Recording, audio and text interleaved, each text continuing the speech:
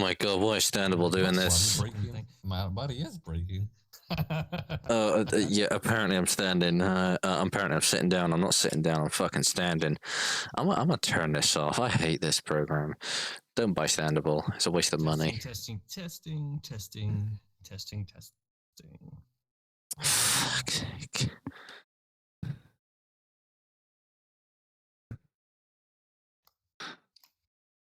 Oh gosh, I don't know why, but now that I use Steam Link, I can't. It won't let me click on my OBS shit whenever I pull up the overlay for my desktop, and I don't know why. I'm using Steam Link right now. I can do everything. I'm using virtual desktop. I don't know. Like I have to use hold on a second, because Steam Link works phenomenally well, like so much better than Oculus Link, and but the thing is, it won't let me click on stuff in the overlay that you can pull up for your desktop. If it's like OBS, everything else I can mess with and do everything perfectly, but it won't let me click on shit in OBS. And for some reason, whenever I mess with OBS or Steam, or not Steam, TikTok Studio, whenever I mess with those, then it goes up into like this fucking this other thing with the desktop where all the windows are seen. What the fuck? I don't know what that. I don't know how to fucking make that stop. And I'm like, God damn it! Like it's I think it's like tablet view or some shit. Like where it shows like your internet browser here, then it shows multitasking. Yeah, it's doing that, and I'm like, what the fuck? I don't want this, and it just automatically does it, and so it fucking pisses me off. I don't know how to make it stop. So, and I just found out why I can move my play space yesterday because of a dude that helped me out, and it's because I had geometry or reset geometry or some shit in the space caliber checked, and oh my god, I was so angry trying to figure that shit out. Let me go here to make sure it sounds good. Videos, raw recording. I'm trying to set up some pins here. Down. I've got I just do one, and then I just. I'm a bit of a recording freak. And then I always hear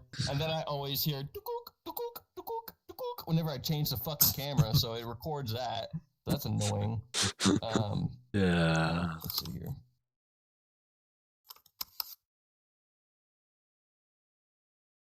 Sick. Yeah, I'm a bit of a recording freak, sorry. Oh my god, why am I so high on the chair? What the fuck?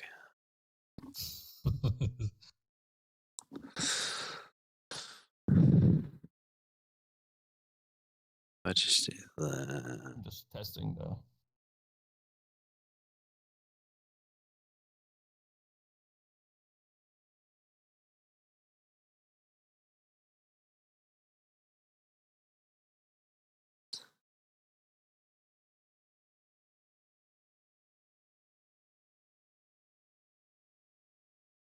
Okay, sounds perfect. Okay, let me delete that. So I have a 16 terabyte hard drive that I use to store all of my recordings. Yeah. My 2 solid state drives, man. I'm just like, I'm not gonna I'm not gonna bog those things down. That's for important shit. All right, let me pull this in so I don't have to reach across the fucking room. All right, both of y'all ready, or? Yeah. I'm fucking pissed off at this. How the fuck do I say your name? Just okay. We can either go with Mandrew or Sugar. Okay, Mandrew or Sugar. Either one, I don't mind. What do you want to be called? Because Any. I gotta put your damn name in the fucking description, and all your shit's upside down and fucking backwards, so I don't know what to do with that. Okay, choose one, Mandrew or Sugar, because Mandrew is my name I've used on the game, and Sugar's my IRL persona.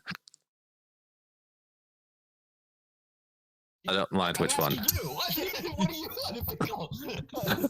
I don't mind. Okay, just do Mandrew. Fuck it.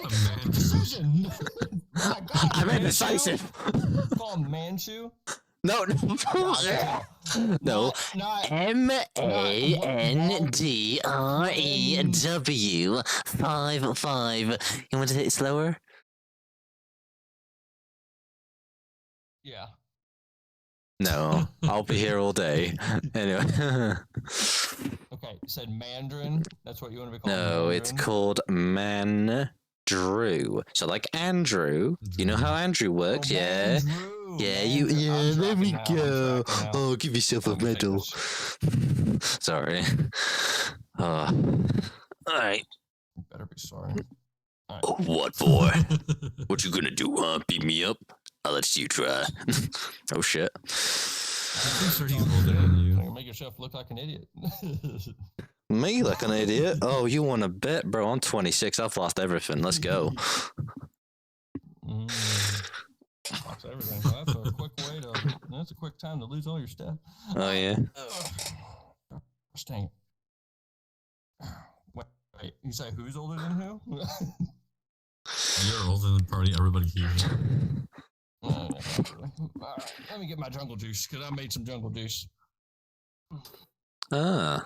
What the hell is jungle Hell juice? yeah. I don't know. A bunch of fruit and kiwi mixed together in a fucking blender? I don't know. It's not in a blender. You so you get vodka and rum. Yeah. And you put it in like a tea dispenser thing, and then you put a bunch of ice in there, and then you put in a bunch of juices, and then you put in chunks of fruits in there, and you just let it sit in there, and then you just drink it. It's fucking delicious. Yeah. Anyway, let me turn around so I can look at my drinks. I'll do this. That'll be perfect. Okay. And let me do this before I knock over my jungle juice on all my shit. Okay. God damn it. Drops it. No, he's already drugged. Alright. Let me change this to podcasting, my status.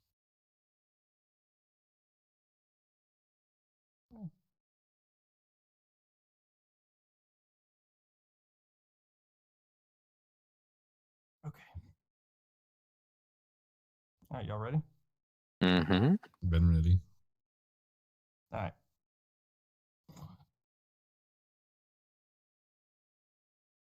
Oh my God, that's delicious. Anyway. All right. Welcome you to the show, Virtual Minds. Today I've got Aether and Mandrew. Of course, his name is upside down. Well, we don't talk about the name, okay? Hit the fucking keyboard. It's all right. It's all right. So, if y'all don't mind, would y'all mind introducing yourselves so that the audience knows who you guys are? Hello, everybody. My name is Aether. I am the CEO of a game studio called Vertex Studios. Oh, okay. Yeah, I'm basically Mandrew, a long-time Twitch streamer and just an old-time bully. Not much to go really, to be honest. I just Twitch stream and go out. Yeah, he bullied his way onto the show. Yeah. He's a photographer. Yeah, I do got photography. I got socials. I'll share with you afterwards. I actually do it just with a pixel. Really? Yeah. What got you into photography? Oh, we're going okay. So cars. I like cars a lot, so I thought why not just make a social account, which originally wasn't meant for car photography, but I thought I might as well just make it car photography because it's pretty cool hearing the combustion engines and absolutely making yourself deaf with a Volvo V70, just absolutely blistering you with the exhaust. But you know, it's cool just capturing images of vehicles of all sorts and sizes. Not a Tesla. They don't count. They're not part of the club. By the house, right? You're just like, my God, what's wrong with my car? What's wrong with my car? Yeah. I got Tesla. I like it. 0-60 and holy shit. Yeah, just swap a 570 Hemi into there with 86-inch millimeter turbos in there. You'll be good. Nice. Yeah, could be. And what got you into to making your game? Because I know you got a whole thing about that. To be honest, just joining the fandom. I wanted to make something for the fandom after basically kind of make myself be me necessarily. Like when I first joined the fandom, I wasn't really the person I am right now. Like really like myself, love myself, stuff like that. Once I joined the fandom, it kind of changed my life, and from that point on, I was like, I want to dedicate something to the fandom and leave a good mark in history. So I would say. Okay. Well, okay. So, how did it change your life? Like, what happened to make you change whenever you became part of the furry fandom? Well, I was able to be myself. That was the most important thing. Having a Sona basically represent you digitally, and you being this Sona makes it be the character you are in real life. And from that point on, being the character I am, I loved it. Got to know a little bit more about furries, what they're like, what VRChat was like. Met a lot of good people, especially a lot of my staff members. If it wasn't for the fandom, this game would have never been made, and the technological advances would have never been achieved. Okay. And how long have you been working on the game? 3 years, 3+ years now. This month marks the third year. Third year. Wow. That's some dedication. Because I remember there was a point that you felt like you were thinking about giving up on it, and people started reaching out to you, and you continued. So why did you decide that you wanted to stop messing with it? Well, at that point, that was probably like last year. A lot of things were happening during last year. There was like no funding. Most of the funding was just gas fumes from our Patreon supporters, but it was just enough to get operations going for the 3 years we've been operating. A lot of the mentality was a lot of weight. Managing a lot of departments takes a lot of energy. Art, music, programming, marketing, a lot of things basically be added on. And me being the only director in the entire company besides the other management people that I appointed later on, I didn't really have the weight off my shoulders until I started reaching out and being like, okay, I need people to focus on management of different departments so I can focus on the core aspect of the game, which is mainly the programming. And then from there, once I get that stabilized and settled, then I can focus on directing the audio department, the story department, and so on and so forth. So that's why I wanted to leave, because I didn't really have the help back then to really just pursue it further. Until a lot of my community said they want to see this game, they want to support me, and they have done that. Here we are in the next year. The game's still going strong, development's still going strong. The community that I have has really been the driving point for everything at this point. So I owe it to my community for doing that for me. Okay, interesting. And Mandrew, you said that you're a streamer. Yes. I've been doing streaming on and off for about, I think, 9 or 10 years on multiple platforms, mainly on Twitch, you see. I used to be part of a trucking community on Euro Truck Simulator 2, which is very cool until the NPC... I actually have that game. I fucking no love that way. Game. I love that game. Yeah, we should do a stream one day. I do. Oh, that'd be great, wouldn't it? Oh. I haven't played that in years. Yeah, I know. God. Yeah, it was like fucking 15 gears. I didn't know those trucks had like 15 fucking gears. I was like, oh. Yeah, no, that's like fucking every 2 miles an hour. You're changing gears. I know. What the hell is this? That's all to do with power, you know. It's all to do with delivering all that fucking cargo on the back and shit. But I used to be part of this. It was so great, the community, you know, back in the day that I had, but it's all falling apart now. So I'm just solo driving with the NPCs that still hate me, and I still hate them. Else, you know what the NPCs are like. But they just ram into you.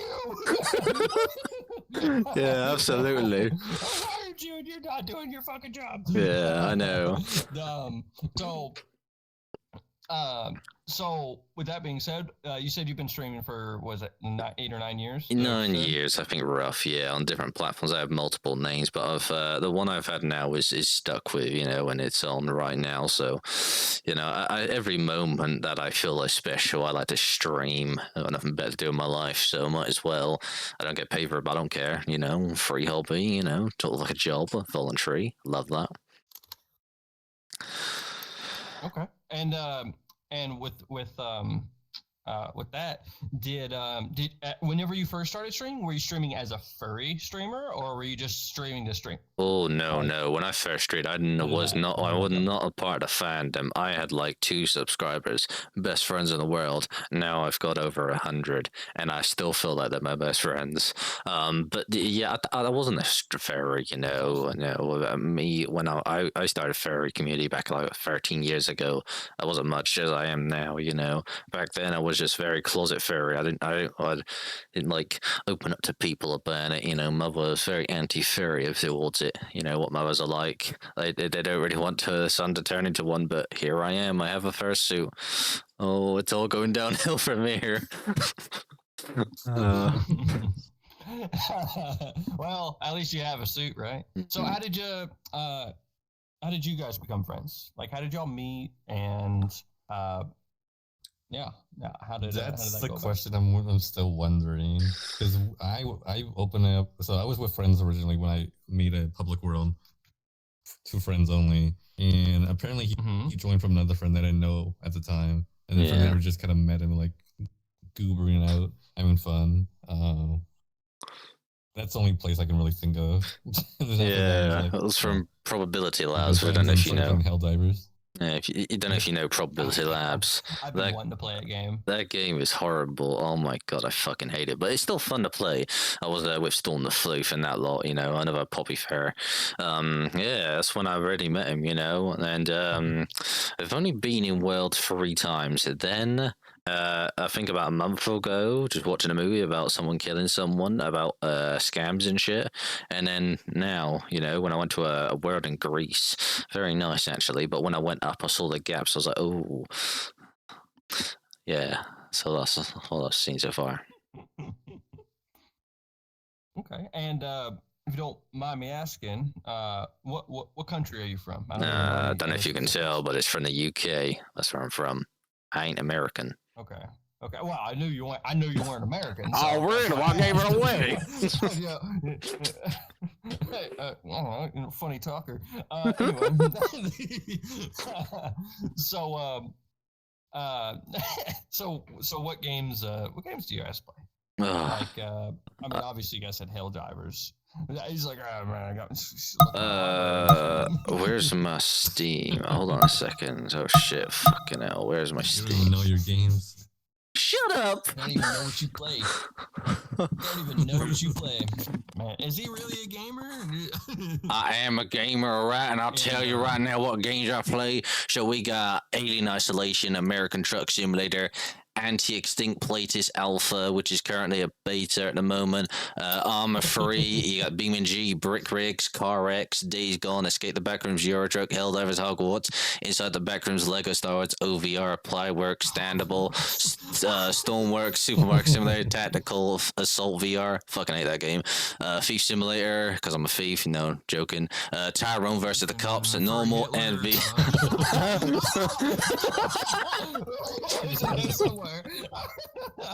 No, I don't do furry Hitler. Oh no, that's dude. I was looking at TikTok, and this motherfucker he judges people based on like how many hours they have in games, and this one motherfucker sent in his picture, and he had like 2,700 hours in furry Hitler. He's like, what the fuck is this? What? Oh my lord. This guy must really love it. It's like a year. It's like a fucking year. Bro, 27's more than a year. Oh my god. I don't know how much 27,000 is, but that's more than a year. It's like 2.5, 3 years. No, 2,700. 2,700. Oh. 2,700. Oh, I thought you meant 27,000. Oh, my bad. I'm sorry, not slept yet. It's been on his computer since it came out. changed anything. Oh. Oh God. Have you guys seen any like obscure games that you're just like, what the fuck? Like you go down the Steam rabbit hole. What is the strangest game that you guys have found? Oh, jeez. What is it? Farting simulator. Oh. Farting simulator? Oh my god. Yeah, I'd say that's up there. What about you? Oh god, I have no idea, man. I mean, I got so many fucking games on my Steam, I can't even tell you. Hold on, It's gotta be suicide. I got games in my pocket. Tell me a price and I'll give it to you. Oh, don't look at me like that, sir. It's business. You know how it is. Dude. I'm a games dealer. So what is the strangest game that you have? Oh, it's gotta be Suicide Guy. Oh, no. That's what I found once. Suicide Guy. I think I've seen that one before. Yeah, it's a weird when I first seen it. For Hitler. I'd say for Hitler is definitely. You're gonna make me look that up after this. I'm gonna go on Steam and look that up. Well, apparently it's worth 2,700 fucking hours in that game for somebody. Oh. So I don't know. It might be up your alley. All right. No, I like tactical games. I like management games. Like RimWorld is a damn fine game. I've got like 1,200 hours in that game. I heard of that. What about I've never beat it once. I have never beat that game. Well, not anymore. Not since they did that $250 bullshit. Oh fuck. PvP maps. So I'm done I got with that something shit. for you. Did you What's hear that? about the new game that's kind of like Tarkov? It's like a straight ripoff. It's on Steam. Are It's you like talking about super. Ghost of Tabor? Yep. Oh wow, my friend knows that shit. The VR I can't do that. I tried it in VR once. A mate down the town, like 50 minutes away from me. He told me to try it out in full body. I couldn't even do it. I was like, the fuck do I do? How do I press everything? What triggers do I pull? I couldn't do it. It's fucking irritating. This is my safety. This is the one button you need to know. God, I've seen so many instances of dudes playing that game, and they're like, "Hold on, I'm friendly," and they're like, "Oh," he's like, "I don't know if you are," and then he's like, "Oh, I have toilet paper for you." Like, oh, and he's like, "Here, bro," and then like goes to hand it to him. He's like, "Oh, thanks," because you're welcome. What is it? Like, pull the gun out from behind. Sorry, betrayal. God, it's so fucked up. He goes, man, he's got a lot of good shit. He goes, sorry, bro. You saved me traveling out. That game is definitely interesting. Yeah, I'll try it out some Did you guys point. ever play the game Banished? No.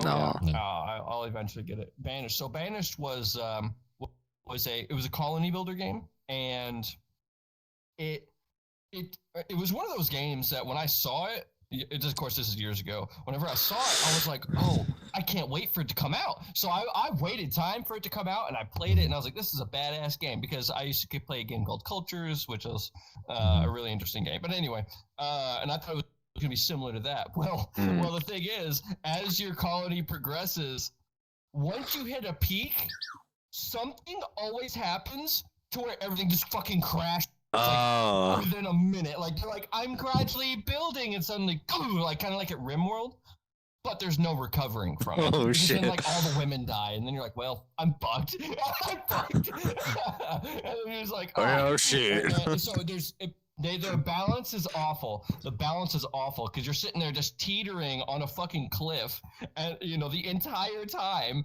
and then you're like, I've got 300 people in my colony, and then suddenly one famine coup, and then it's like, oh god.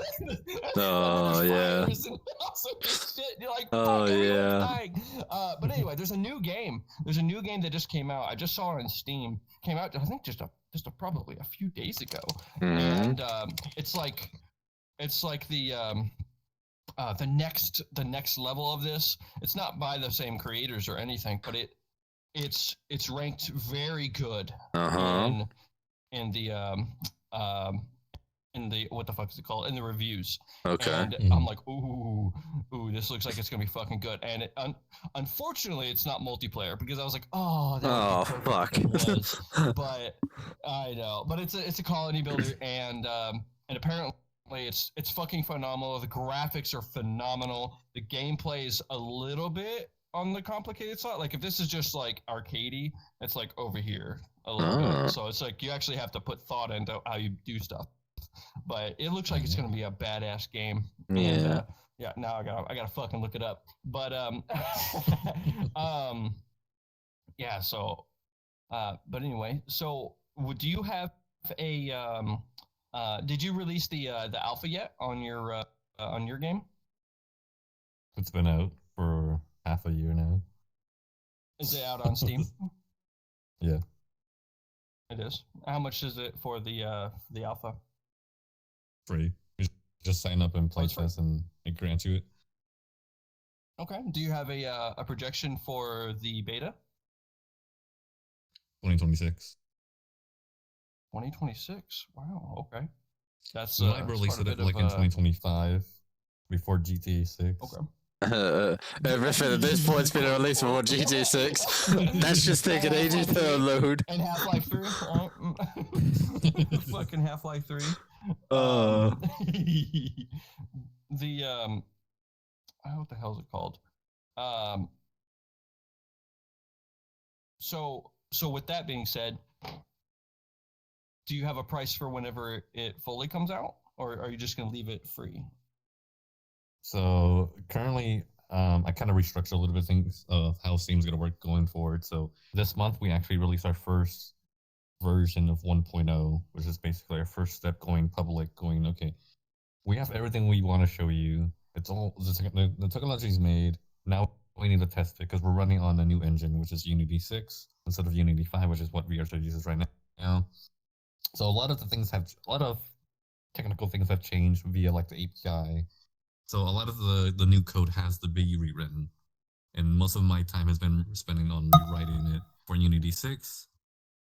And this month, it's gonna be the first version where we release updates where we add new content instead of like release like one demo here, one demo there. No, this version will have almost all the content we want to show off. We're gonna stress test it, and then from there, after we get to like Q3 of this year, the game enters into a full state where you can play for free, no longer on playtest. As long as you play the playtest, well, not the playtest, as long as you play the game before we change the pricing structure from free to play to paid, you own the game. Yeah, so we get kind of like early access people. Okay, kind of like what the hell is it called? Content Warning did, right? Yep. So for April 1st, right, whenever it came out, they were like, it's free for today because it's the day that it comes out, and if you had downloaded it and put it on your account, then it's free forever. Right. But now it's like $7 or whatever. Yeah, okay. So that's the price is going to be $39.99 at launch, but for once we launch, it's going to be a 40% discount, so it's probably going to be like, I don't know. I'm pretty bad with math. Probably like $12. I don't know. No, you Google for maths. And then, how did you learn?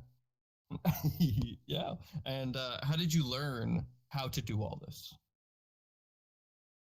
Just messing around back in 2015. Like in Blender or? More like. Okay, there was there was this very popular game back in 2013, 2014, 2015. The servers got shut down in 2017, if I recall. It was called Ace of Spades. It was basically the first Fortnite, but in Minecraft style with blocks and stuff like that. Okay. That game shut down, and the developers basically just ran with the money. Like they took our money and never gave us a refund.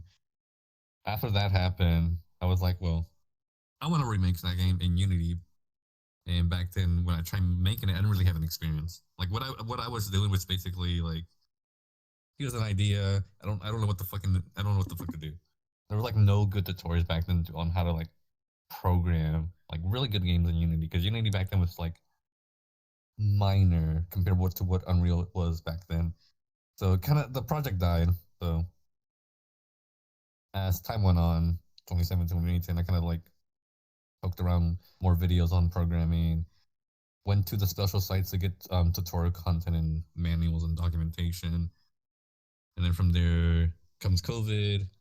Everybody's on lockdown. I'm bored on my mind, and I just like decided to pick up programming. It was like, okay, let me get into programming. I'm bored. There's like nothing to do. Like, what the fuck are you supposed to do? Go out and have fun? Nope. So I picked up a programming book, read it, watched a little bit of tutorials at the time because tutorials now were like a little bit more relevant. What was the name? What was the name of the book? Microsoft C#. That's legit. Oh, Intro wow. to Okay. C#. Okay. I forgot how big the book was. I think it's like 600 pages or 1,000 pages. Oh my god, it's on Amazon. That's a big book. It's a Yes. big book, yeah. But Okay. yeah, I just messed around a little bit with That programming. gave you all the and- skills. And so they gave you No. the skills that you needed. No? Nope. Okay. The skills came later in the years, like 2021, 2022. Right there where that's kind of where I kind of started the project. But I didn't really know what the fuck I was doing because the way I learn is visual. Like, you have to show me how to do it. I don't really like being shown like video content. Like, that's not really interesting for me. Like, Yeah. I want to be hands-on. Like, that's what I prefer a lot. So I kind of had to do the video, the tutorial stuff. A lot of reading, a lot of troubleshooting to really understand what the fucking Unity was. Because I knew Unity back then, but it was like way different from what it is now. And I had a lot more different skills besides programming at that time. So I was kind of like, I want to make money, but also need to program so I can like learn to make the game I want to make and all that. And that's a little bit what kind of true to this. Like right now, I'm still reading. There's like still things I don't understand about programming. The programming structure is a very complex thing. Like, you have to understand a lot of data types, a lot of sum functions, variables, if statements, And the different those. and the different languages, right? Right. So such as like Python and C++ Right. and you know, like JavaScript and such. Did you know that there's Right. a free Harvard, and I'll link it into the description of this video for all I've heard of it. platforms. But there's a free Harvard basically course, and then when I say course, I mean like actual like course 1, 2, 3, 4, whatever, for Right. learning how to program, how to understand all of this stuff. And I Right. didn't know if you had taken that or if you looked into it at all. Nope. I guess the early versions of me programming was back in school when they kind of had like I'm not sure if you ever heard of this. A website called Cod Academy. COD Academy. It's something like that. It's with a K. I It kind of think I have taught heard you of a it. little bit. It's like a I've seen. I can't remember what it's called. I saw a course that was learning to program, but with a Mm-hmm. naked Swedish chick. Oh. Oh, It's no. a fucking thing. Like there's a course. I'm not liking this one, but I saw that it existed. but there's some just naked Swedish chick that sits there and teaches you how to fucking program. And I'm like, well, that's one way to get your audience's attention. No. Fucking brilliant. And she just has like this whiteboard behind her, and she's like, look, and I'm just like, oh, okay. Oh, Jesus. I was like, but brilliant. Damn. That is pretty genius, I gotta admit. Mm-hmm. It's like, well, you I got paid some. attention. Oh, I remember when this bounced around or whatever. Yeah, go ahead. I'm gonna share you some pretty cool innovations. Well, the team and I have made over the course of 3 years. Okay. So, I'm gonna tell you a little bit of what Unity runs right now, like what VRChat uses right now, typically, and any other game. VRChat right now uses something called Object Oriented Programming, which is called OOP. So OP. Okay. I want you to take this into account. OOP only uses around 2 to 3 cores of your CPU when you run a Unity game. That's the traditional way of making games in Unity. I think it was announced in 2018, 2019, I can't recall. Correct me if I'm wrong. Unity released something called the Data-Oriented Tech Stack, which is basically called DOTS. This is DoD programming, which is basically data-oriented programming.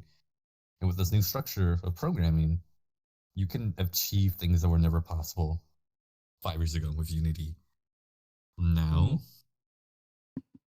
I'm gonna tell you a little of this. Now, with DoD programming in Unity, I can clone your avatar 10,000 times in Unity and have it be fully self-autonomous. Drive, figure out traffic patterns, do walking animations, be all fully animated, while only using 25% of your CPU and around 2 gigs of video memory at 35% utilization. Jesus Christ. That's how good this new oriented programming is. Wow. That's mind-blowing. So this means VRChat has no excuse for them not to improve the way avatars are being handled. The technology is there. I mean, you say that, but for years. No excuses. No excuses. There's a reason I say that.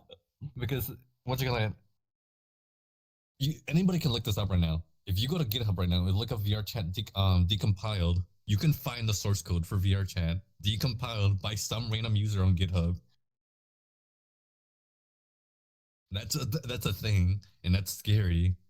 But I took a peek at what the code was. I was able to make some sense of it because most of the code is obfuscated, so you're not gonna understand like fully what's going on. But what I was able to understand is that avatars have a shit way of loading. The loading method is shit. You can drastically improve it by using DOTS, which is now called ECS, Entity Component System. My demo, which is later planned for this year, it's going to be a first VR demo where you first load in your avatar via our custom SDK. Load your avatar. The game will clone your avatar 10,000 times and run a stress test as you're playing VR, and you can fully interact with the environment and hear this.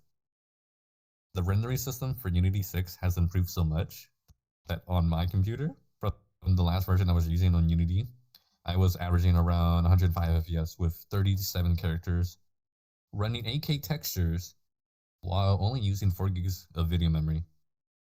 4 gig video memory, 8K textures, fully loaded in Unity.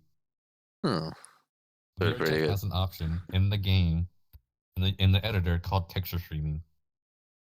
That option is not enabled in the game source code.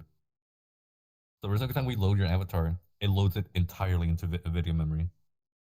Yeah. In my game, the textures are being streamed from the SSD. So it's only loading the mid-maps that we can currently see. So it's not loading the full texture. This saves a lot of video memory and improves basically all performance aspects. Because at this point, the camera is only rendering what it can see. And once it doesn't see it, it unloads it from memory. And then when it needs it again, it streams it back into the game engine. This option is not enabled in any of the clients for VRChat. But once you enable it, memory decreases, your performance slightly increases, but you have to basically adjust the way the game basically takes the texture, upload it to the GPU, and basically compresses it and decompresses it. People don't do that, so the game engine has to do multiple steps to do that. In my game, you skip all of that because the game has pre-programmed logic where once you upload your avatar, it compiles everything it needs ahead of time before downloading back again to your system via the SDK. So just like we are in Mitch right now, we'll just download your avatar, clone it 10,000 times, and you get to see the true performance of 3 years of work, 3 years of research, and a lot of fucking headaches of breaking Unity every fucking day. Wow. Huh. So what? So I'll show you the demo later after the stream. Perfect. So with that being said, how could they implement that, or is that something that they could just literally flip a switch? It's just a switch. It's just a little tiny checkbox they have to check in order to enable text streaming. Once it's enabled, it basically enables it for the entire game. The only thing people need to do is just basically slightly update the avatar to where it uses a slightly different compression method. Because in Unity 2022.3, which is what they're using, 26F1, they have a new codec to basically compress textures. And once you enable the setting, we skip 4 steps. It goes to 2 steps. CPU, GPU. This new step goes straight to the GPU, and it's called DDS. Direct Draw Surface. It's a texture format. When you have this in your project, once you convert your texture to that, it skips the CPU entirely. It goes directly to the GPU, saving a little bit more bandwidth. And you can put more texture data into this format than a JPEG or a PNG combined. So we can take a 1 megabyte image, for example, compress into DDS, it will be half that size, while we can also fit 4 other JPEGs into that same texture format and only use 1 megabyte of video memory at 1000 scale, so 1K textures. So is this something that anybody can do for their avatars, or is it something that's specifically that the creators of VRChat have to do? In order to for make VRChat, all they have to do is enable texture streaming on the creator side, convert your textures. So they have to do it in order for it to affect everybody else. Yes. But if you're like the creator, right, your avatar, you want to make your avatar super optimized, use DDS. In order for you to get DDS textures, you need to download a tool from NVIDIA, which is called the NVIDIA Texture Tool Exporter. Export your textures as DDS. Save with your avatar. Change the textures, obviously, so it doesn't use the PNGs. So here's another question. So do you think that, or actually, do you have any tutorials for this? I made a little tutorial on my tech like a while ago of how to convert your texture to DDS or TDA. Yep. Okay. Well, okay. I was gonna say, because here's the thing. What if the creators of VRChat don't know anything about this, right? And what if you come up with said tutorial, and they see that and they go, oh, they see your tutorial, they go, boop, and then they do it, right? So, I mean, so it sounds funny, but that's how a lot of shit changes across the world. Yeah, absolutely. Somebody just doing something and then someone going, oh, that's a good fucking idea. I will tell you a little something. Yeah. I think it was like around 2 years ago when I first submitted this ticket to VRChat's. I forget what the website's called. I think it's called like Canny something VRChat, whatever. Okay. You can submit feature requests and all of that. I submitted a request of when the fuck they were gonna update to Unity 2022 because it was like 2019 is so old. Like, get off of it. And when they updated for 2022 for the first time, it was like, finally, I don't have to deal with the fucking shitty loading bar of like the game engine importing textures one by one. Because here's the thing, a lot of people don't know this. In the new engine, there's an option that you can take to basically parallel import multiple things at once.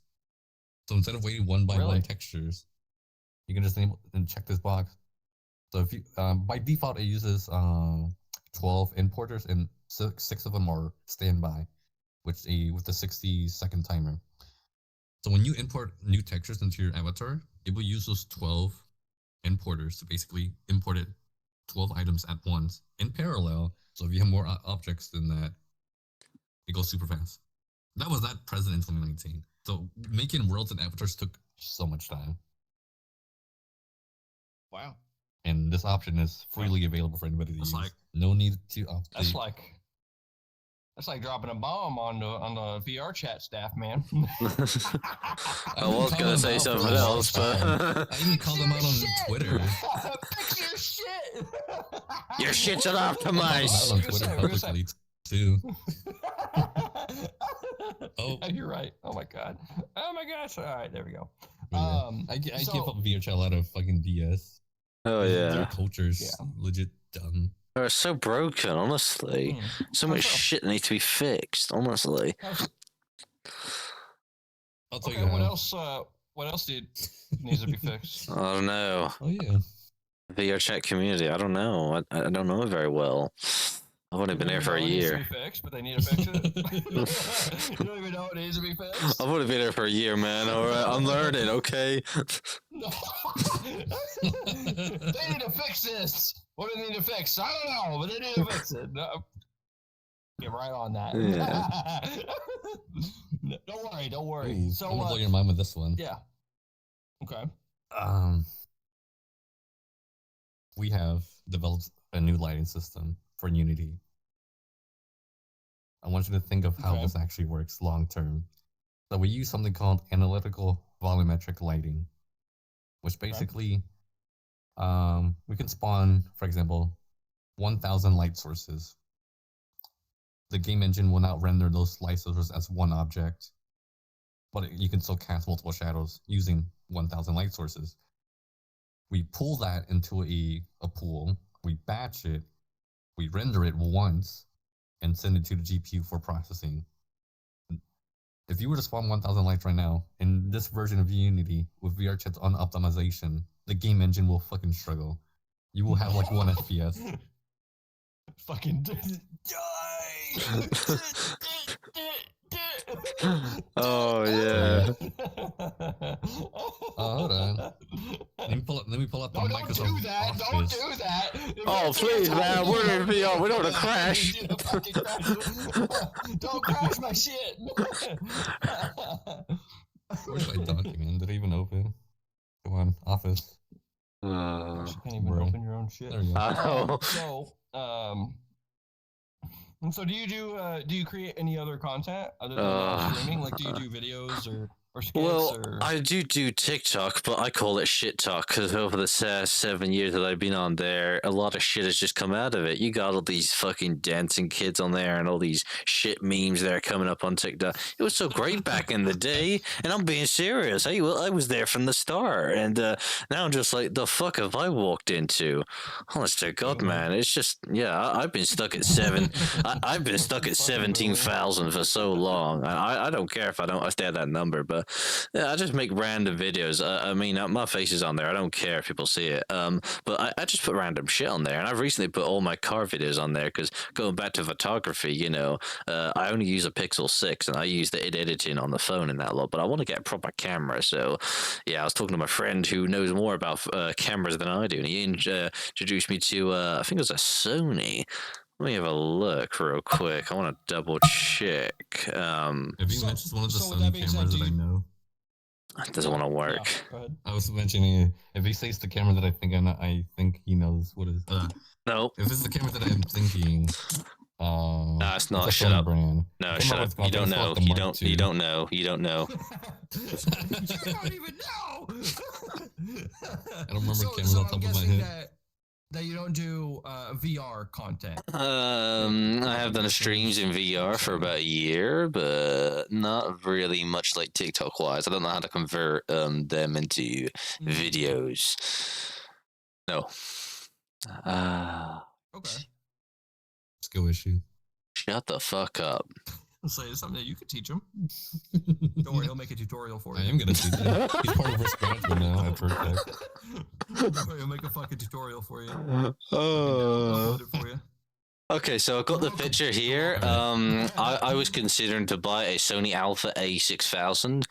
Compare that with a Sony EPZ 18 to 105 millimeter f/4. That's a GOSS combined to 753 quid. Fucking lens.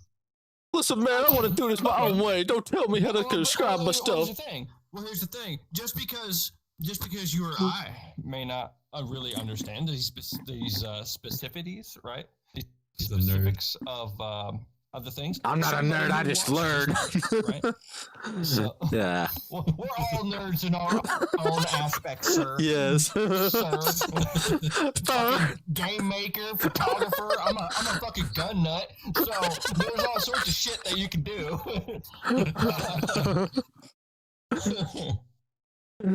Yeah. No, I'm also getting into making beer, so that's also a thing. Oh fuck yeah! I'm coming to your place to make beer, man. I want to learn how to make beer. I don't drink it specifically, but I want to. I used to make beer in that Dude, law, yeah, but not beer that's specifically. Another thing. Yeah, that's another thing that I'm gonna. Every time I have someone come over, I'm gonna try and make a batch of beer with those friends because it doesn't take that long. Oh, I It see. doesn't take that long, and it's fun to fucking do.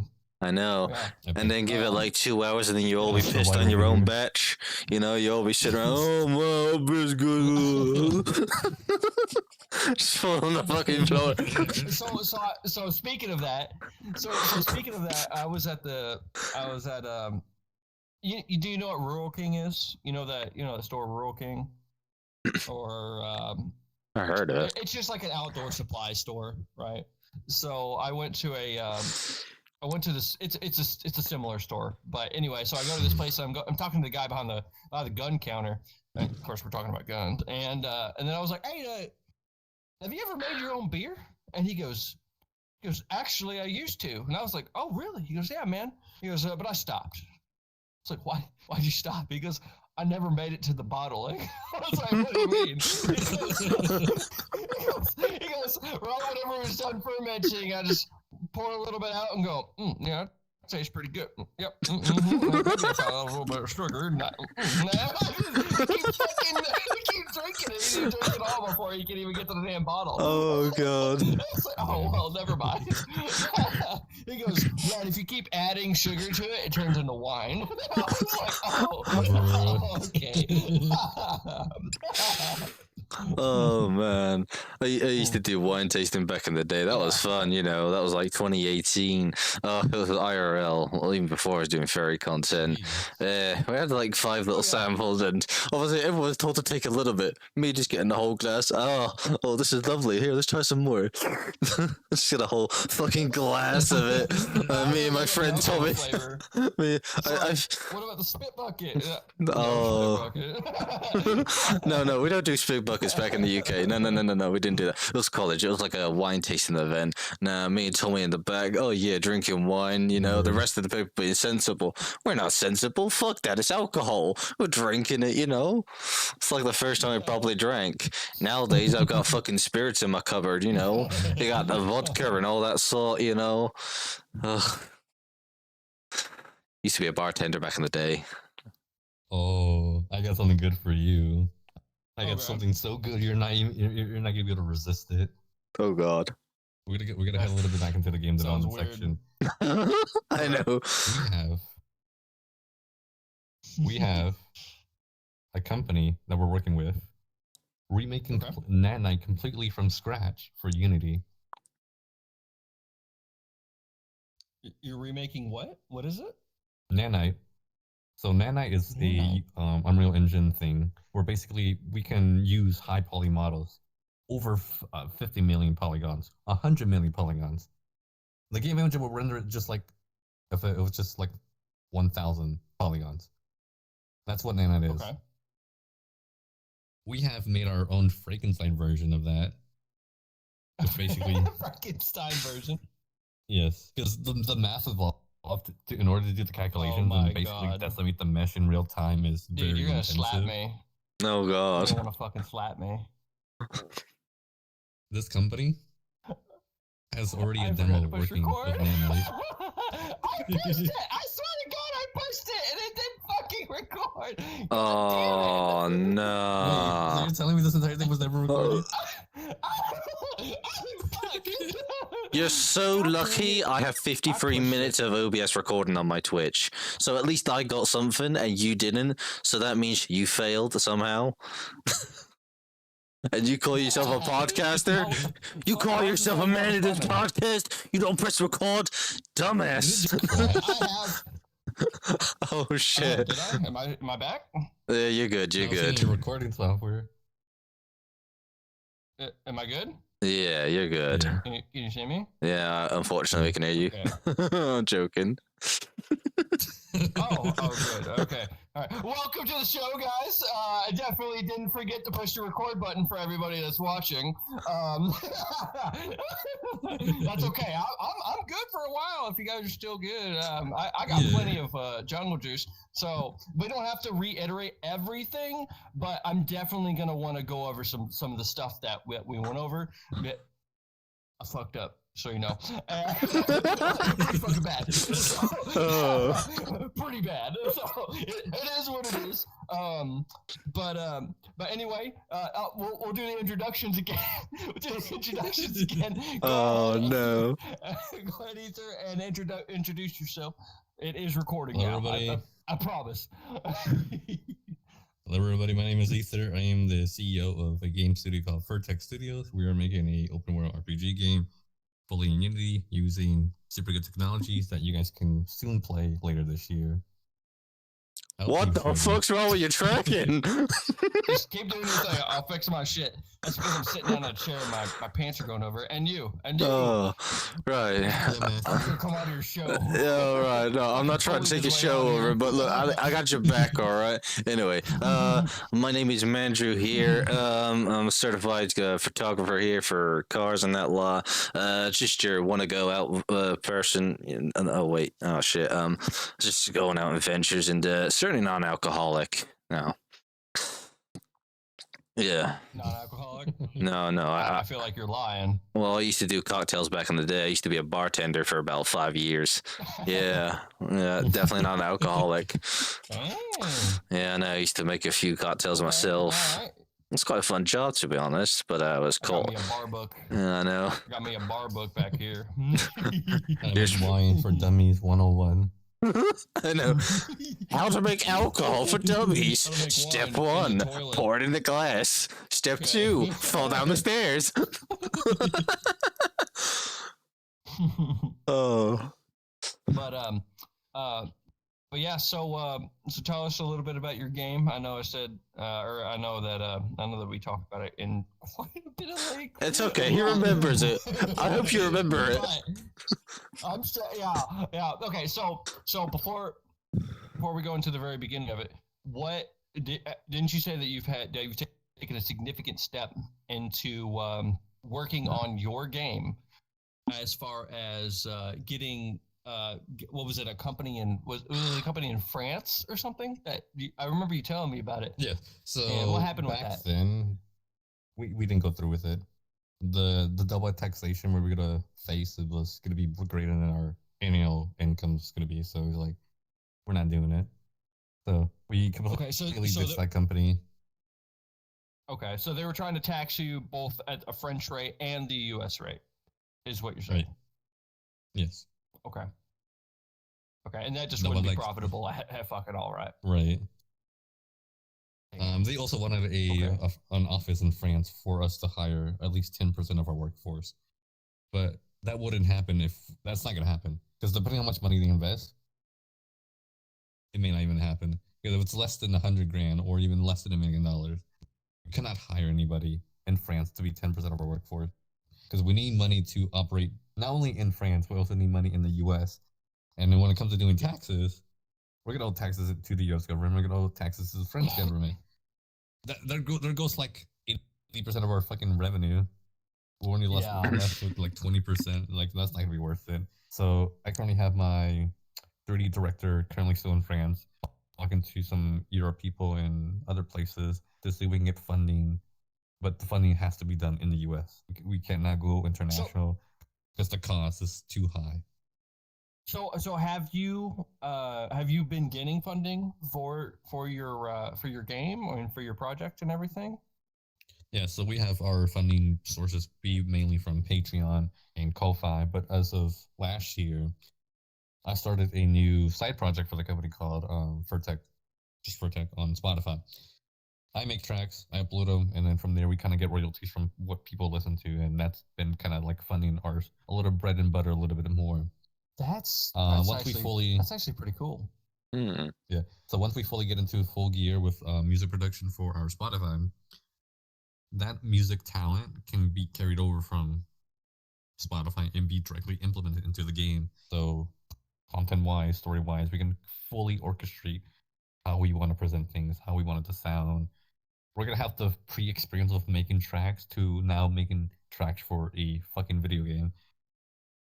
And combining the two, we can leverage one and the other, and vice versa. Take our knowledge from orchestra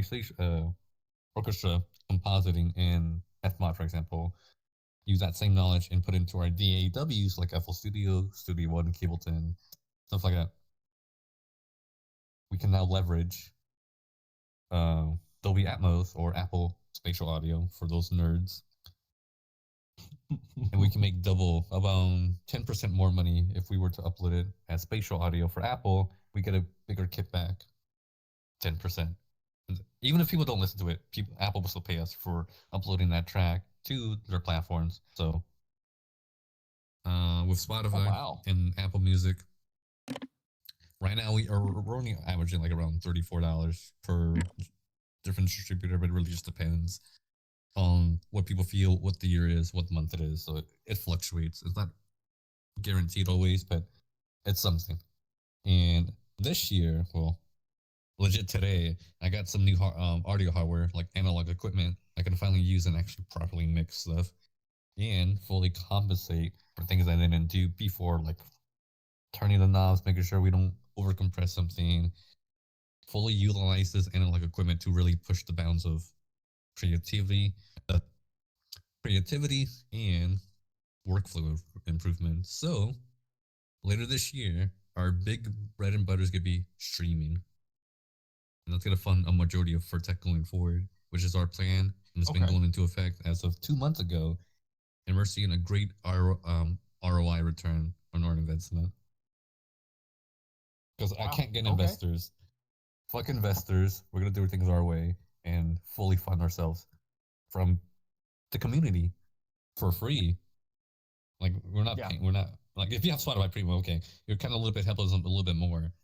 And with Apple Music and all that, it's going to help us a lot because all you're doing is just listening to our music, and that supports us long term. Because once you go, if investors want to pull out, okay, they can do it. We're still going to be financially stable because we have streaming to really help us back up our company. So with the game, are you going to have avatars in the game that are just ones that you've made, or are people going to be able to upload their own avatar?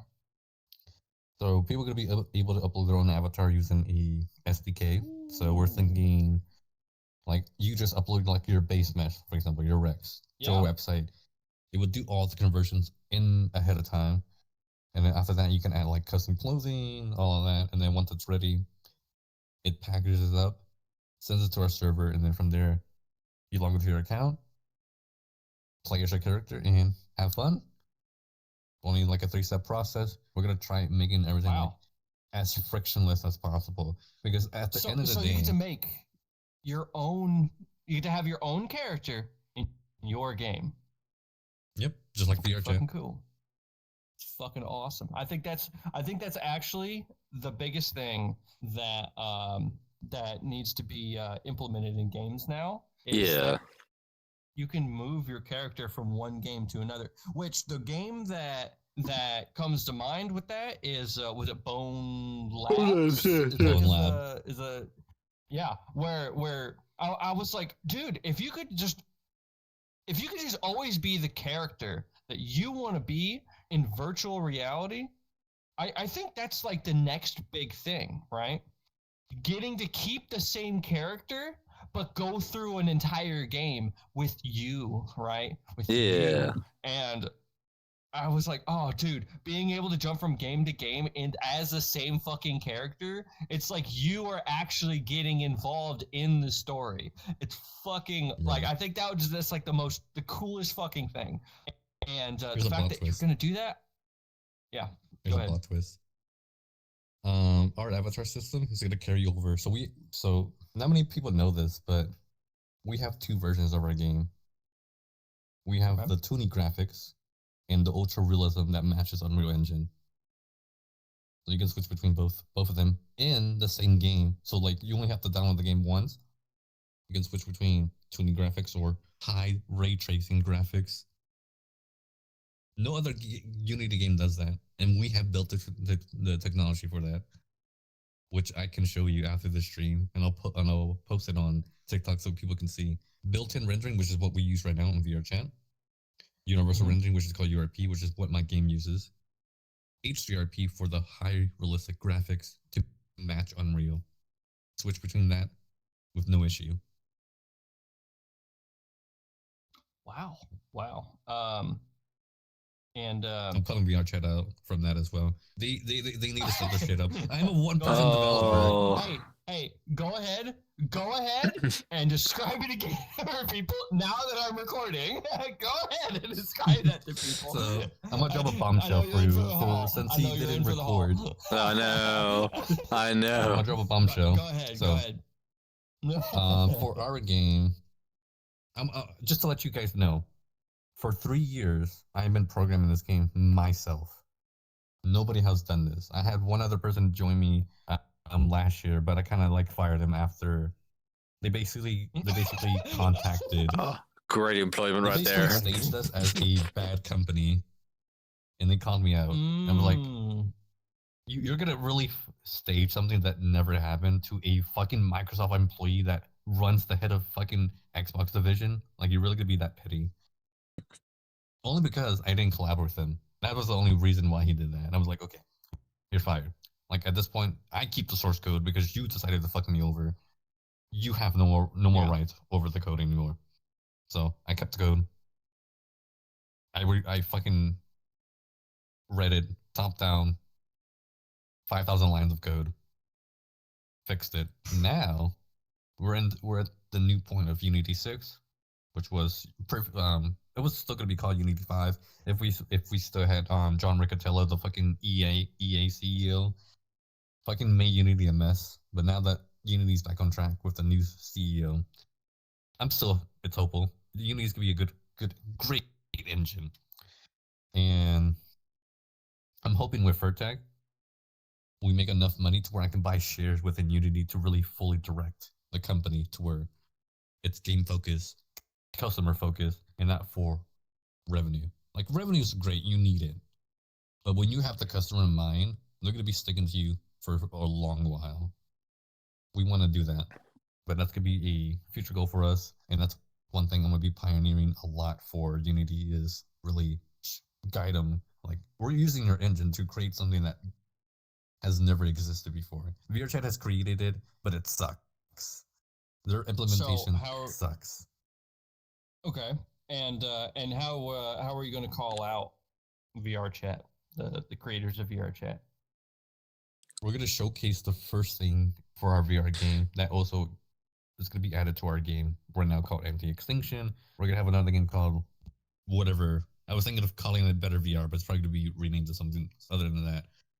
But our version combines new technology made by Unity, which was probably introduced in 2019, 2018, I don't remember, called Unity Dots, which is basically data-oriented programming instead of object-oriented programming.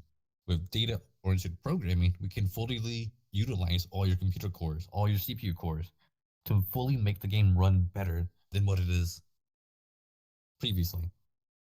And thanks to Unity's efforts and investments to create this, we can now create things that were never possible. For example, you load up my game for the first time, the game will run the stress test.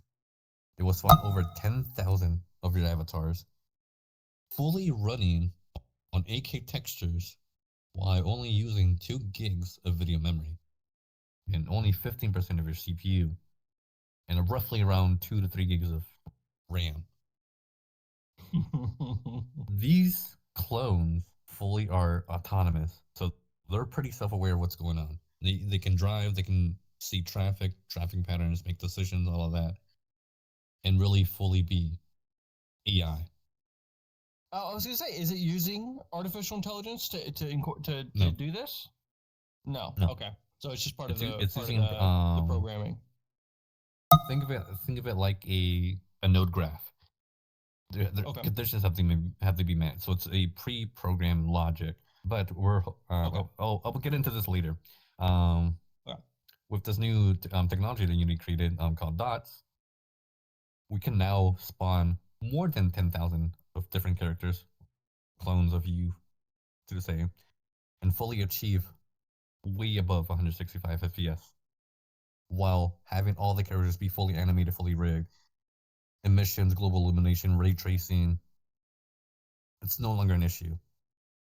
And it's possible thanks to dots. And to add on insult to injury to VR chat, they can do it right now. All it takes is just rewriting a little bit of the code, fully utilizing ECS, which is just called dots, and we can make the same system we have. With the code part, what do all do have to change in the code part? So everybody's avatar currently uses something called game objects, which is currently referred to as what the fuck was it called? Object-oriented programming. So OOP, so op. And to change that, you have to basically create. It's a very minor script. Basically converts that data into DoD, data-oriented programming. Okay. So it fully caches. Is it script already created, or is it something that they have to create it? You have to create it. Once they create the base scripts that we need to basically convert that avatar into DoD, the game engine at that point handles it intervene. You are gonna have a little bit have to intervene on how it loads it, how it sorts it, how it calls for it. It's gonna be little niche things you gotta do, but it's possible. And VR chat right now, they're not really innovating. Nobody in the VR space is innovating, but one fucking person, like me, creating a whole fucking new system to handle how avatars load, how game engines should render everything. So basically what you're saying is that VR chat, the creators of VR chat, the dev team, whatever you want to call them, that they're missing a crucial link in their basically in their management, and that would be R&D, right? Research and development. They're missing out on that. They're just kind of just winging it and just honing in what they currently have, right? And just adding on to this, right? They're not going, well, instead of just staying here, why don't we go over here and then advance over here? And then once we find something over here, let's fucking go over here, right?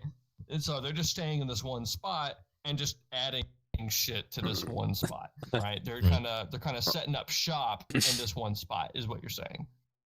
Right. And what you call it? R&D doesn't take a lot of effort. Like, if I can do it with like a budget of $30,000 every year, they have more money than me. They have no excuse to not spend at least half of their money on research and development. Okay, I know what to do now. Go make my own VR chat. I'll make it more optimized. No, but if any of you developers, but if any of you developers are here, listen to this, which is a very long shot because nobody listens to the fucking show. But if you are in here, get a hold of this man and maybe ask him to help you out, or maybe give you a pointer or two, because we're not perfect. Not all of us are perfect. Oh no, everything, right? And we can absolutely use help from everybody, right? Everybody's got something that somebody else doesn't know, so it's always good to take in advice from other people. And it's not an ego thing. Like, it shouldn't be an ego thing. It should be we're in this together, right? We're all trying to see something even better. So why not help one another out, right? Yeah, that's the best way. But they also have bosses now, so that's also a thing. So it's like they have to answer to somebody. They have investors, so that's also a thing. And here's another thing that VR chat should really innovate is on the rendering aspect. Rendering is such a big part of VR chat right now, because once you go to a world with like 50 people, for example, for an alley, people can have unoptimized avatars. It's very heavy. It's heavy. But I created a system that took less than 3 months, and it's basically like a knockoff version of a Chinese version of Unreal Engine's nanite technology. Our technology basically takes the polygons on your avatar, reorganizes it in a DoD programming way, and only renders. Think of it like a map system. So the farther you're away from the object, the blurrier it gets. We're doing something like that on the mesh. So this basically prevents over rendering it. So anything you can't see will not be rendered. So anything behind me will just be like a black void. But if I move, it still renders it. But as long as the camera's not seeing it, it doesn't render it. And our system basically does that automatically. So how did you learn how to do all this? Reading a bunch of research papers. That's legit all it is. That's research and development. Just reading a bunch of research papers. Yeah. Well, okay. And where did you go to find these research papers? Google is a free resource. Google, like Google Scholar? Is that what you're referring to, or just Google searches? Just Google searches. You basically look up any like research paper, for example, lighting systems, mathematical systems, math equations.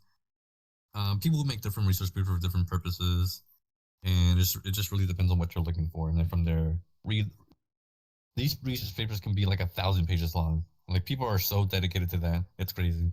But once you understand what they're trying to solve, you can use what you learn, make something from the examples they provided, and make something new. And that's what I basically did. And our system, which is called the ECR rendering, basically does a geometry analysis on everything, every mesh. So it's kind of thinking like a little bit of machine learning, a little bit of AI mixed into it. It removes over 60 to 7% of the unnecessary triangles within any asset or even a terrain, saving a bunch of compute power that can be used elsewhere. On top of that, we combine that in a cell-based combining method. So Horizon Zero Dawn does this in their game engine. It kind of groups it into cells and renders those cells in batches and pulls them, and it renders that only once. You good? If you're choking, drop on your stomach. Like, do a body slam on the ground on your stomach.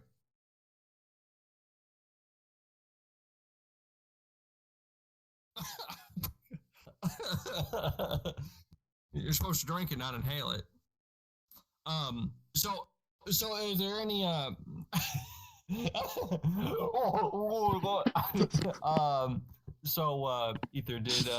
did you read any books on how to do any of this stuff,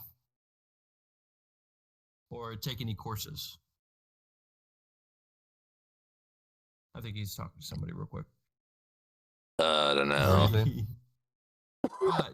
Did you read any books or take any courses on programming or maybe how to learn the actual languages? Yeah. So a lot of my knowledge has come from YouTube. YouTube is such a great resource. You have a lot of dedicated people wanting to teach you how to do things. A lot of your knowledge can come from that. Don't go to college. College is such a scam. Right now, it's such a scam. Not even worth it. It's a scam. You could have told me that so many years ago. I went there for 7 years. God damn it! Another thing I want to mention. Another good thing I want to mention is that a lot of the paid courses, if you know where to look for them, you can find them for free. As sad as that sounds. So now that you mentioned that, there's actually a once he's done fucking dying over there. I'll just mute myself. I'm sorry. There is a Jesus, I thought you would do that in the first place. Anyway, there is a course from Harvard, and I'll link it in the description. That is a full. I don't want to say it's cybersecurity, but it's something to do with because I'm not a really programmer guy. I like guns and shit. But it teaches you how the languages work, how to script. It's essentially it's essentially everything you need to know to get a degree in programming, and it's free. from Harvard. And I think, and every time I have a friend that says that they want to get into programming, they want to get into, I don't know, cybersecurity or anything related to this, I always suggest it to them because it's free. You don't need to go to college for it. And I mean, essentially, you are going to college if you take this online course. Sorry about that, guys. Because it's all pre-recorded shit from Harvard. So they teach you how to do everything, and you can get your certificates. You could go do the tests and take the certificates, and then get your certificate. Like you learn everything you need to know, and then you pay the money wherever it is that you want to go to get the certificate. You just pay the money for the test, and when you pass it, boom, there you go, done skis, right? So there's a lot of resources out there that people in this field that because it doesn't really change. It's the same, right? It's not like an art, right? It's a fucking science, right? It's the same everywhere you go, and there may be different languages, but you can just learn the language. So these resources are really good. Also, there's, and I'm not gonna link it, but there's also a something similar, but it's with a naked Swedish lady who teaches you how to code, and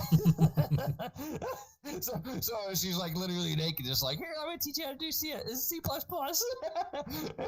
Teaches you how all that works. So that's something that you guys can look up on your own if you want to learn how programming works. But yeah, so let me jump over to you. So how long have you been streaming for? I've been streaming on different platforms. So I first started off streaming on Euro Truck 2. And you did say you played that before. Quite a good game, really. I lost so many hours just driving down single stretches in fucking Belgium. Oh yeah, absolutely. Wow, the road's like the same. Yeah, I like going from like Spain all the way to the top of Russia and just like doing ridiculous like 10,000-mile journeys because fuck it, you know.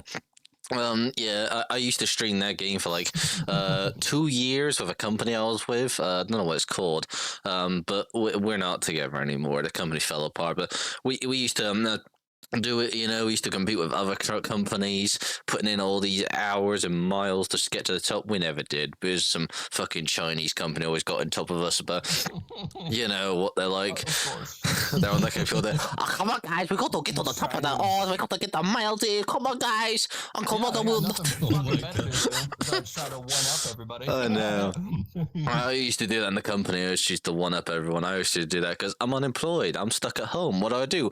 Put the wheel on. Let's go drive. When I wasn't with the company, I'm all alone now on that game. I just drive with the NPCs and they crash into me. I used to like get these mods because there are so many mods for Euro Truck Sim 2. I used to get like a 10,000 horsepower engine, whack that bitch in the truck and just go fucking 200. Oh, I almost like then 200 down the road until I crash or like completely destroy my truck. And it's like, it's so fun to do. Yeah, I absolutely love it. But that's not the only game I stream. I also stream BeamNG Drive as well, which is phenomenal. I love that game. Unlike GTA 5, unlike GTA 5, they know how to crash car. They know how to destroy cars, but I just don't use it for that. I like to test out things, you know. I like to, you know, combine things together. And I got a friend who. Sorry about that. She showed us last night about how he combined 3 buses together, and he created a weird sort of vehicle, like, you know, 3 city buses just combined together, just pile right into the middle of a fucking pole, and yeah, you know, it's a great game to stream. But that's not all I also stream. I also used to do IRL streams, so. Mount Edgecombe in my country, the UK, there's a little area where there's a bomb section, where there's like a bomb in the ground, and then a little bunker where the World War II soldiers went on.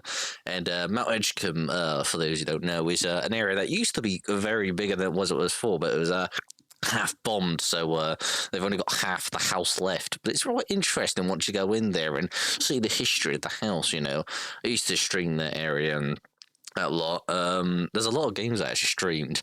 There was Alien Isolation, which I also streamed as well. Quite a nice game. First time I played that. Fucking game. Yeah, when I first played it, I was so scared.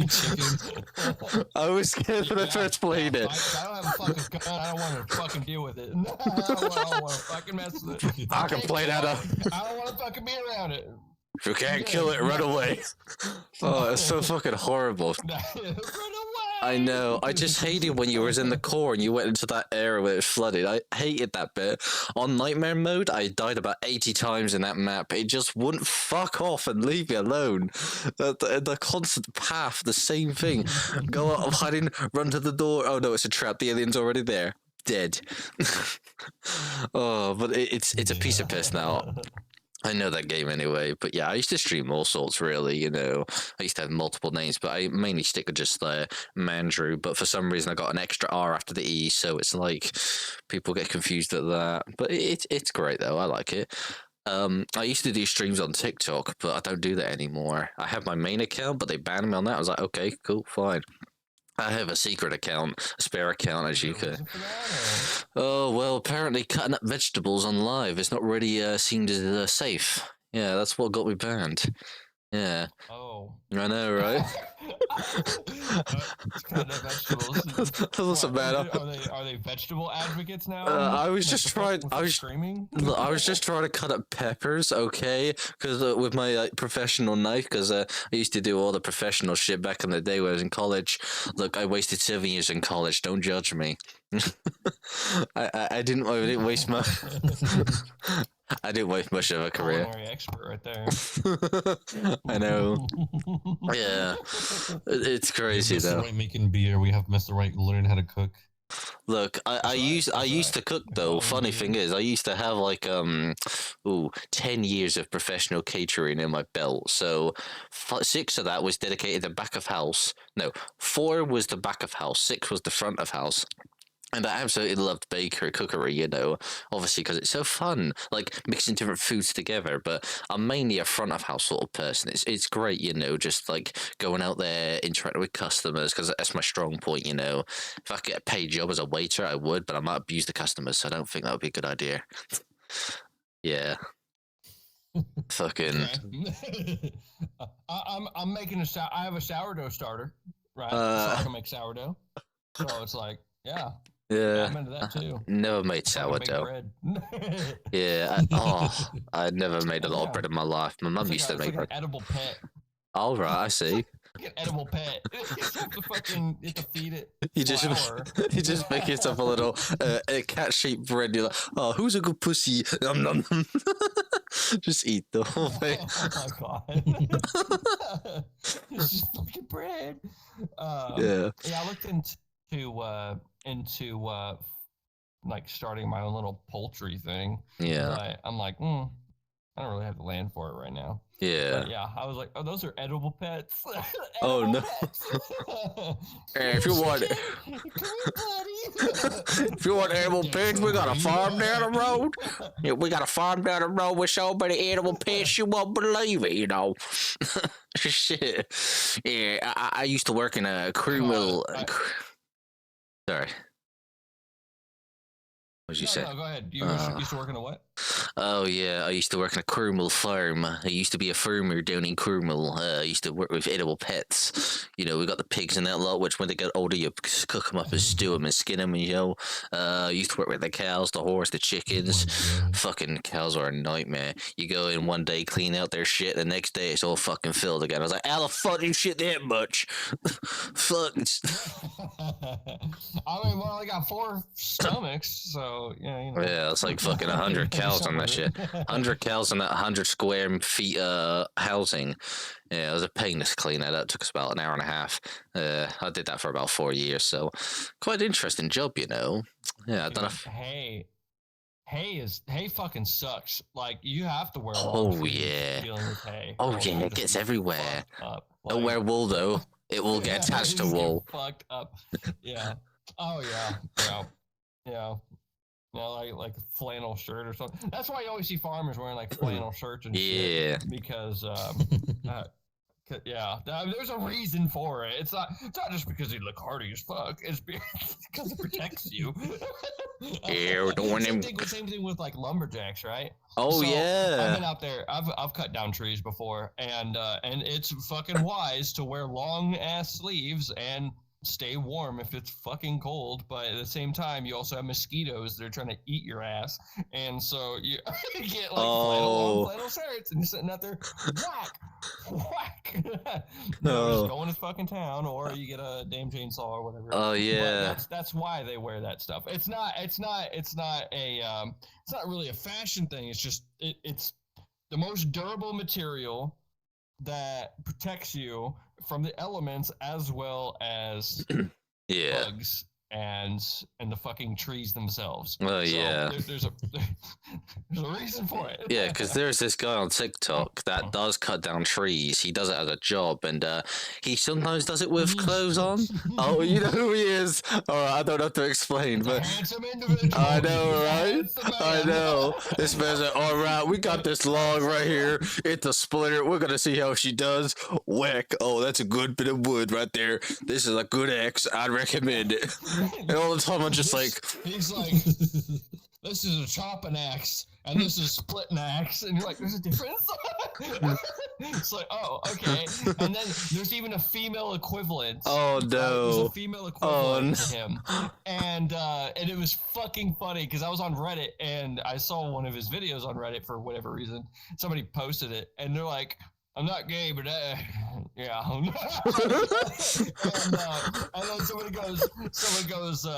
then someone said on there, it's like, yeah, it's like, we don't want your wife to leave you. And then they're like, oh, don't worry, there's someone for that too. And then they posted the other person in there, and it was a female. It's like, are you trying to make this man's wife leave him?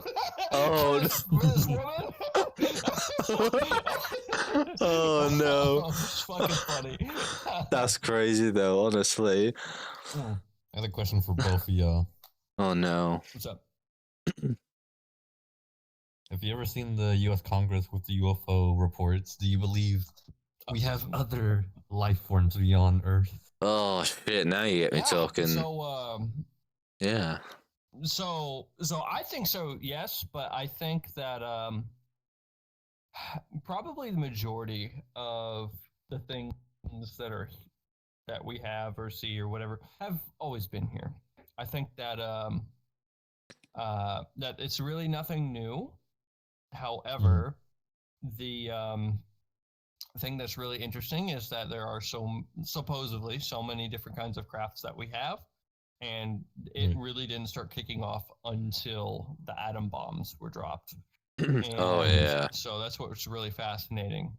Yeah, and what's even more fascinating is, according to I think it's David Grush. Is that how you say his name? Is it Stephen Grush or David? I don't know who that I is. can't remember his name. It's one of the dudes who was on the panel. He was one of the dudes on the panel, like, that was being asked questions. He's an intelligence officer. Someone asked him, "Hey, what is the earliest account that you have with these crafts?" And he stated that, well, the earliest that I can say, because of the stuff for the whistleblower stuff that he's talking about, he goes, the earliest that I can say is the 1930s, before the atom bomb, right? And there was one craft that crashed in the mountains in Italy, and the Italians had gotten the craft, and they didn't know what it was. They actually went over to Germany and said, "Hey, is this your shit?" And they were like, "No, but we'll help you research it." And so David Grush said that he doesn't believe that that's the reason for the Italian-German alliance, but it's definitely a fucking factor into why they were allied. And you remember seeing in the History Channel, maybe, I don't know if you guys have anything like that over there, but they always talked about the German bell. I've heard something about the German bell, yeah. Secret German, right? A super secret project that the Nazis have been working on during World War II, and it would only make fucking sense that they developed that because of that crash that the Italians had. And apparently the Vatican was sharing the information of where its location was to the United States during the Second World War, so that whenever we came in, we could take it and bring it back to the States so that they didn't have it. So apparently that was a whole thing. Yeah, but speaking about the bell here, you know the Germans used to take away every single bell in their Polish towns, and they did that to make cannonballs or something like that. I remember something about that. Because you mentioned bell in Germans, I was like, I remember that fact. Like a Napoleonic War thing. I know. Napoleonic War thing. That was back in the 1950s. That was a bit further back. Yeah, that was 40 to 50s. I don't know when. I'm not good at history here, but I do have history channels we have in this country. Yeah, we see them all the time. You're talking about like trying to make like metal. Like if all the bells were steel, it would make sense because the Germans were using a fuck ton of steel in order to make armor, right? Tanks and armored vehicles. And because the only 100% mechanized country was the United States. Yeah. It was. Like, whenever Americans showed up during D-Day to take on the Germans, right? Yeah. There's accounts of the German troops going, oh, we already fucking lost because there are no horses. Like, they use horses. Like, I think it was like 30%. It was like 30 or 4% of the entire German military was mechanized. The rest was fucking horses. Like, oh, God. Nobody has any idea. Like, nobody doesn't understand that. Yeah, 30 or 40% of the entire German military was mechanized. Oh, no. That's in a fucking way. Oh. America is 100%. What the fuck? There we go. America is 100% mechanized. So we came in and they were like, oh, fuck no. We can't win this shit. Yeah. So, that was a fucking thing. That was a thing. I know. The other thing that also was a thing as well, sorry to the Americans here, but you remember when they did that practice on the beaches of the UK? You know, the Americans, that was... I remember looking into that. I just recently learned about that. They put their fucking life jackets on backwards and shit. I know. And fucking drowning it. Yeah. I don't know what got into them. I don't know what got into them. It was 700 British and American troops. It's weird. I don't know what got into them, really. It was a horrific thing. They accidentally moored themselves from a ship. They accidentally let a German U-boat go into their position. I don't know what was going on. They weren't thinking straight. I learned about that in history.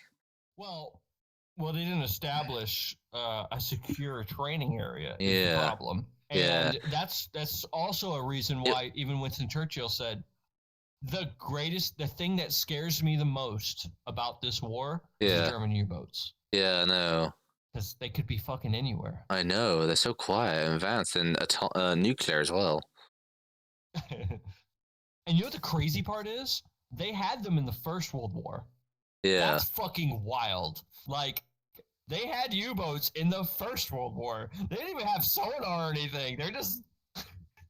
Imagine, like, everything's like, oh god, they're using ceramic bottles for fucking everything back in the day, right? Yeah. And everyone's boots are still like all the way up to their fucking knees. And, oh god. In trench warfare, and these two motherfuckers are in a tube at the very like. Right in the middle of the Industrial Revolution. Oh, yeah. and then these fucking submarines. Oh, God. They probably have a fucking lantern down there to see. I know. Like, it's that. Oh, God. I couldn't even imagine that, man. Like, yeah. That would be the scariest fucking thing, to be in a submarine in World War fucking One. I know.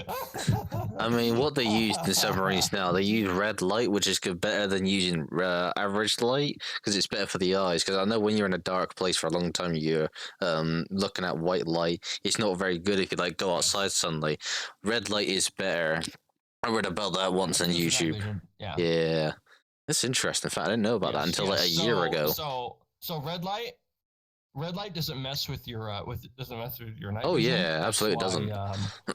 That's why whenever you look at stuff outside, that's why during the night you always have a red light. That's why hunters always carry a red light whenever they go out to go hunting. That's why the military trains you to use a red light for looking at maps and shit, because because it doesn't travel very far. Yeah. And that's another reason. But it also doesn't fuck with your night vision. Oh yeah. So like because if you use a white light, You're gonna be fucking seen, aren't you? And like if you're out there in the darkness, your eyes adjust and you can see pretty fucking good. Like if there's enough stars out, dude, you can see everything, right? I mean, you can see right in front of you.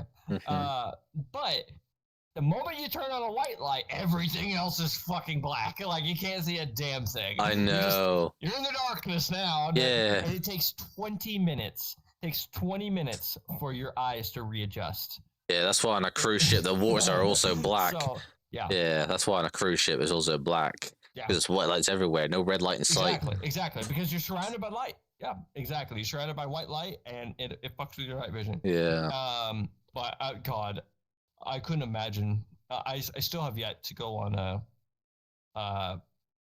cruise. I was supposed to go to one last year, but I was on a cruise 2 years ago. Yeah, it's great. Went from here to Mallorca and back. You know, absolutely phenomenal. Sea life is great. I used to do sea life a lot. You know, go on like a fucking yacht and like just be on there for like a day. It's absolutely great. I wasn't seasick at all. I can absolutely be on the water for a while, but it's great. I wasn't seasick at all.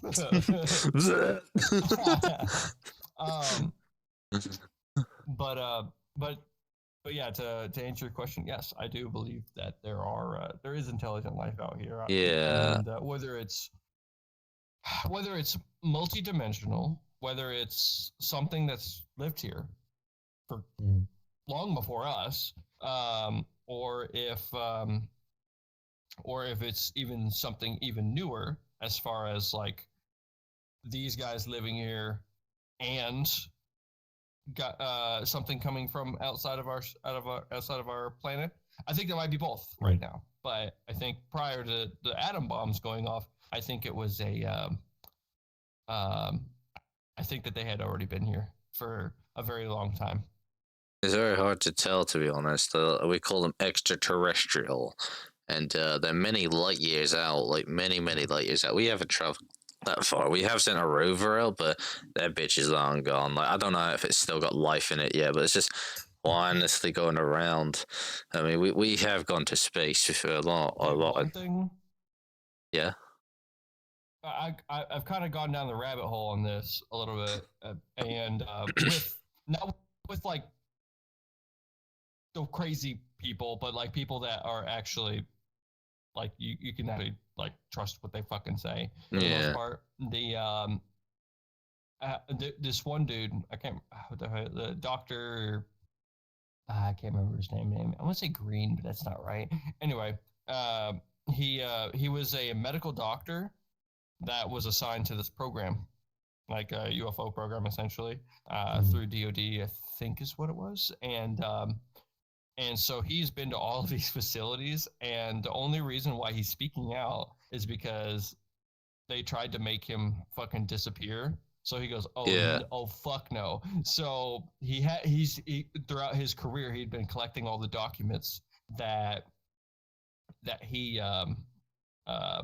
collected from all of the memos and everything that he was given, official memos from generals and all this other stuff, and that he had collected, so that he can use that as like insurance to protect himself, right? Because if he tells everybody about the stuff, they can't make him disappear now, okay? Because if they do, then it establishes that this is true, right? So they're like, we can't do anything about it, right? And he also has more stuff, and he uses that as leverage to make sure that he doesn't fucking die. But anyway, he God, he's so well informed on this stuff, and I'm just like, oh, okay. Well, apparently, he came across this program where there's like this. It's basically a military within the CIA. Okay. It's essentially what it is. They're their own entity, and that's where that black budget stuff is going. Yeah. I don't know if he's talking to somebody. Okay, so the reason why the CIA can't account for like 10 billion fucking dollars a year, it's because it's going to these programs, right? Yeah. They literally have their own navy, their own air force, and their own army. Okay, Yeah, just like and Samson. It's just like what? Just like Samson. Do you not know about Samson? Yeah, they own like military, refrigerators, all sorts of stuff. Yeah, they started this back in the 1800s. They started as a Chinese, an Asian fruit selling company, and they later came into this big company that owns, I don't know, everything you see, you know, fucking everyone, Abrahams. That's something I also learned as well. It's quite interesting. The fact Apple just owns phones and that's it. Samson, oh, if you name it, we own it. Yeah. Oh wow, interesting. And so, have you ever heard of the Sean Ryan show? No, I've heard of many shows, but not that one. Okay, so the Sean Ryan show is a podcast. Okay, and it's the fourth most popular podcast out there right now. And the dude is an ex Navy SEAL and CIA contractor. Okay. Yeah. He never messed with any of that stuff. Whenever he was in, he didn't know anything about it. He was just a fucking operator, right? Yeah. But anyway, he had a Marine come on to his podcast that talked about the you remember the tsunami in the fuck is it, like Singapore? No, yeah, Singapore or some shit. I've heard of it back in like 2006. I've heard about that. Yeah. Years ago. Oh yeah. There's a book on that. So they went over there as a relief. Yeah, they went over there as a relief effort in the Marine Corps, right, to help people out. Well, him and his fire team went over this hill and to see what was on the other side, and they saw this floating like triangle thing, like this big ship, right? Yeah. And it was just kind of floating there quietly, and they were like, "What the fuck?"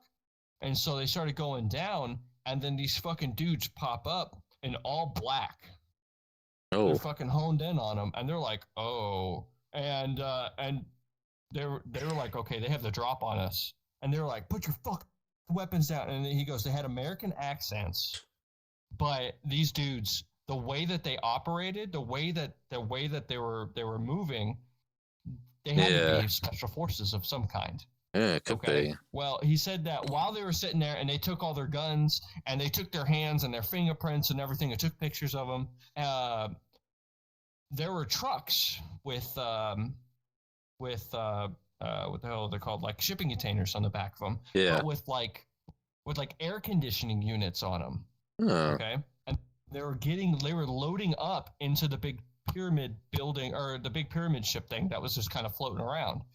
And they were loading up in there in these like deuce and a halves. And they were like, what's going on? They're like, shut the fuck up. And then eventually they're talking shit. They're trying to antagonize them so they could probably shoot them or whatever. But they're just like, I don't know what the fuck to do. And then they get their weapons, put them on their back, put the slings like as tight as they fucking could, put the magazines up on their gear back upside down so that you couldn't load it fast enough before they could drop you, right? Mm-hmm.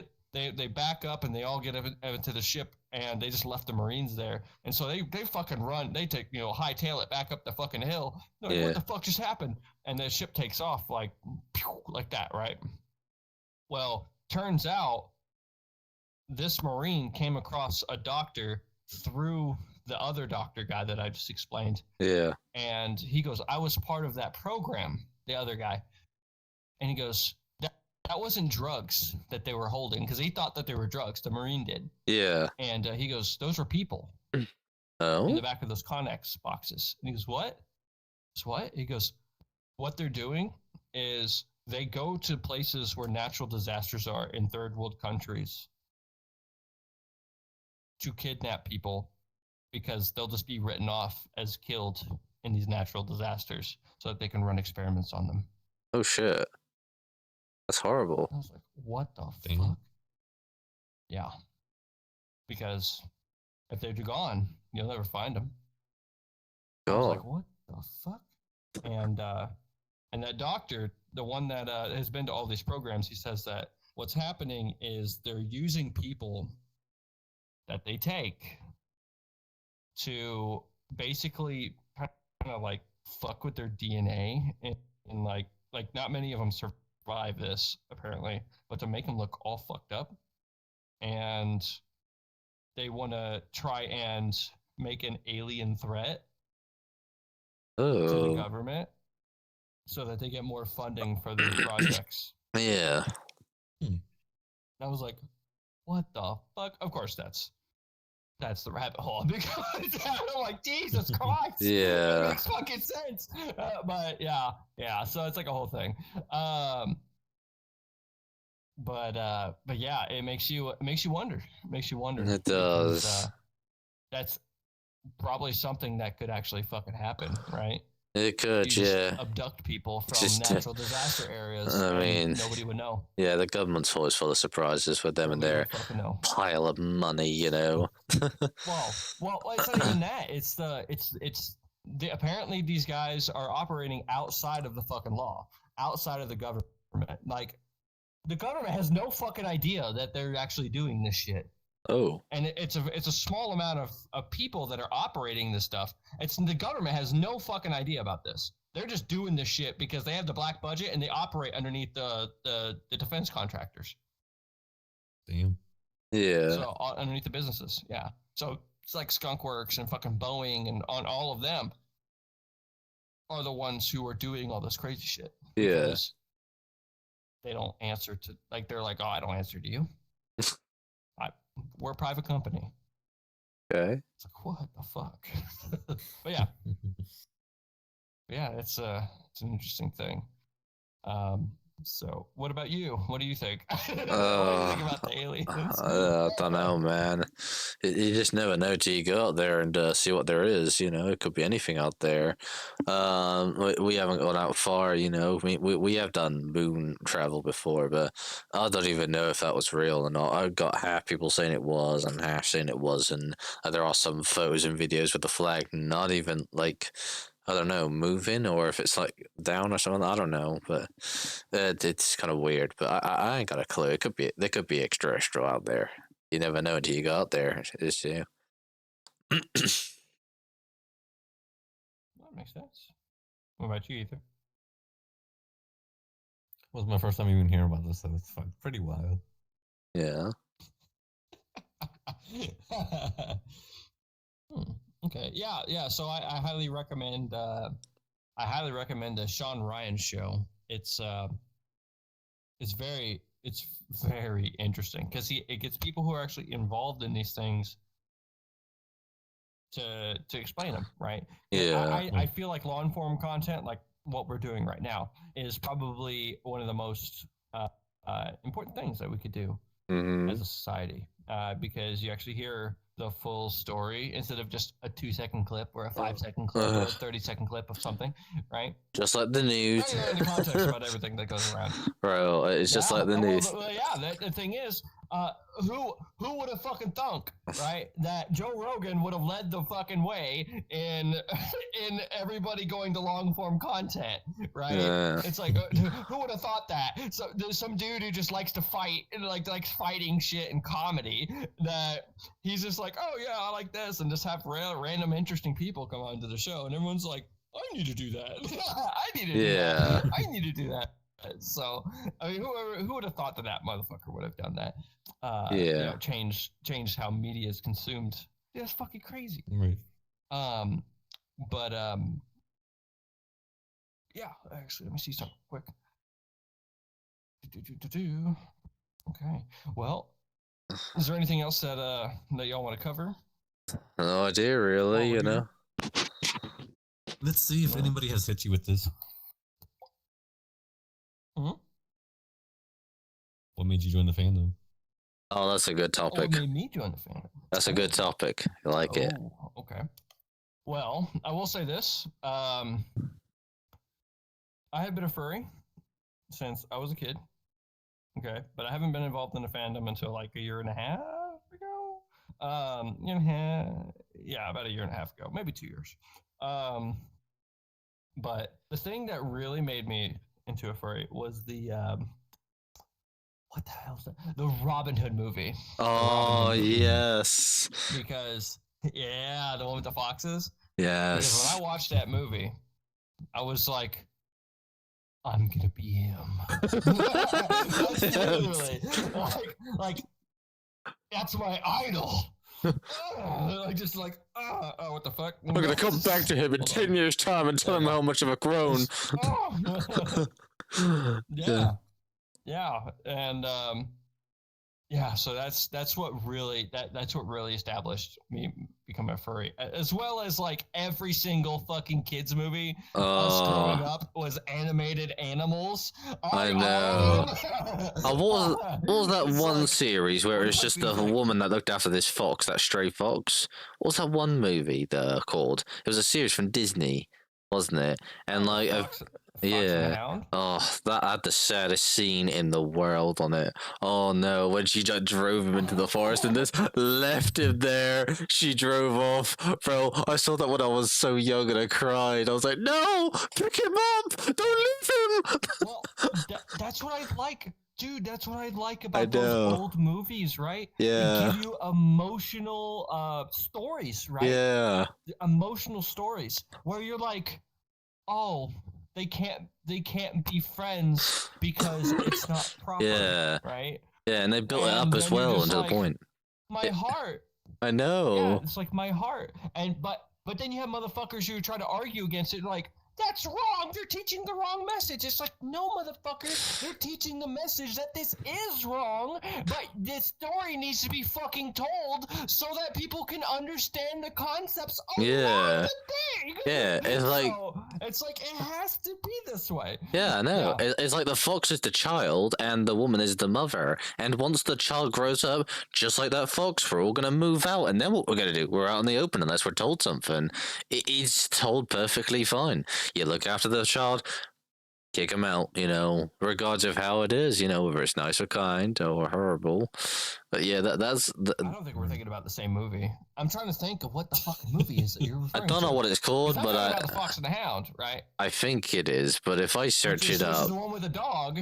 This is the one with the dog and the wolf. Yeah, and the guy that really hates the wolf. The dog and the fox. They have a Ford Model A. The Ford Model A. Yeah, she drove a Ford Model A.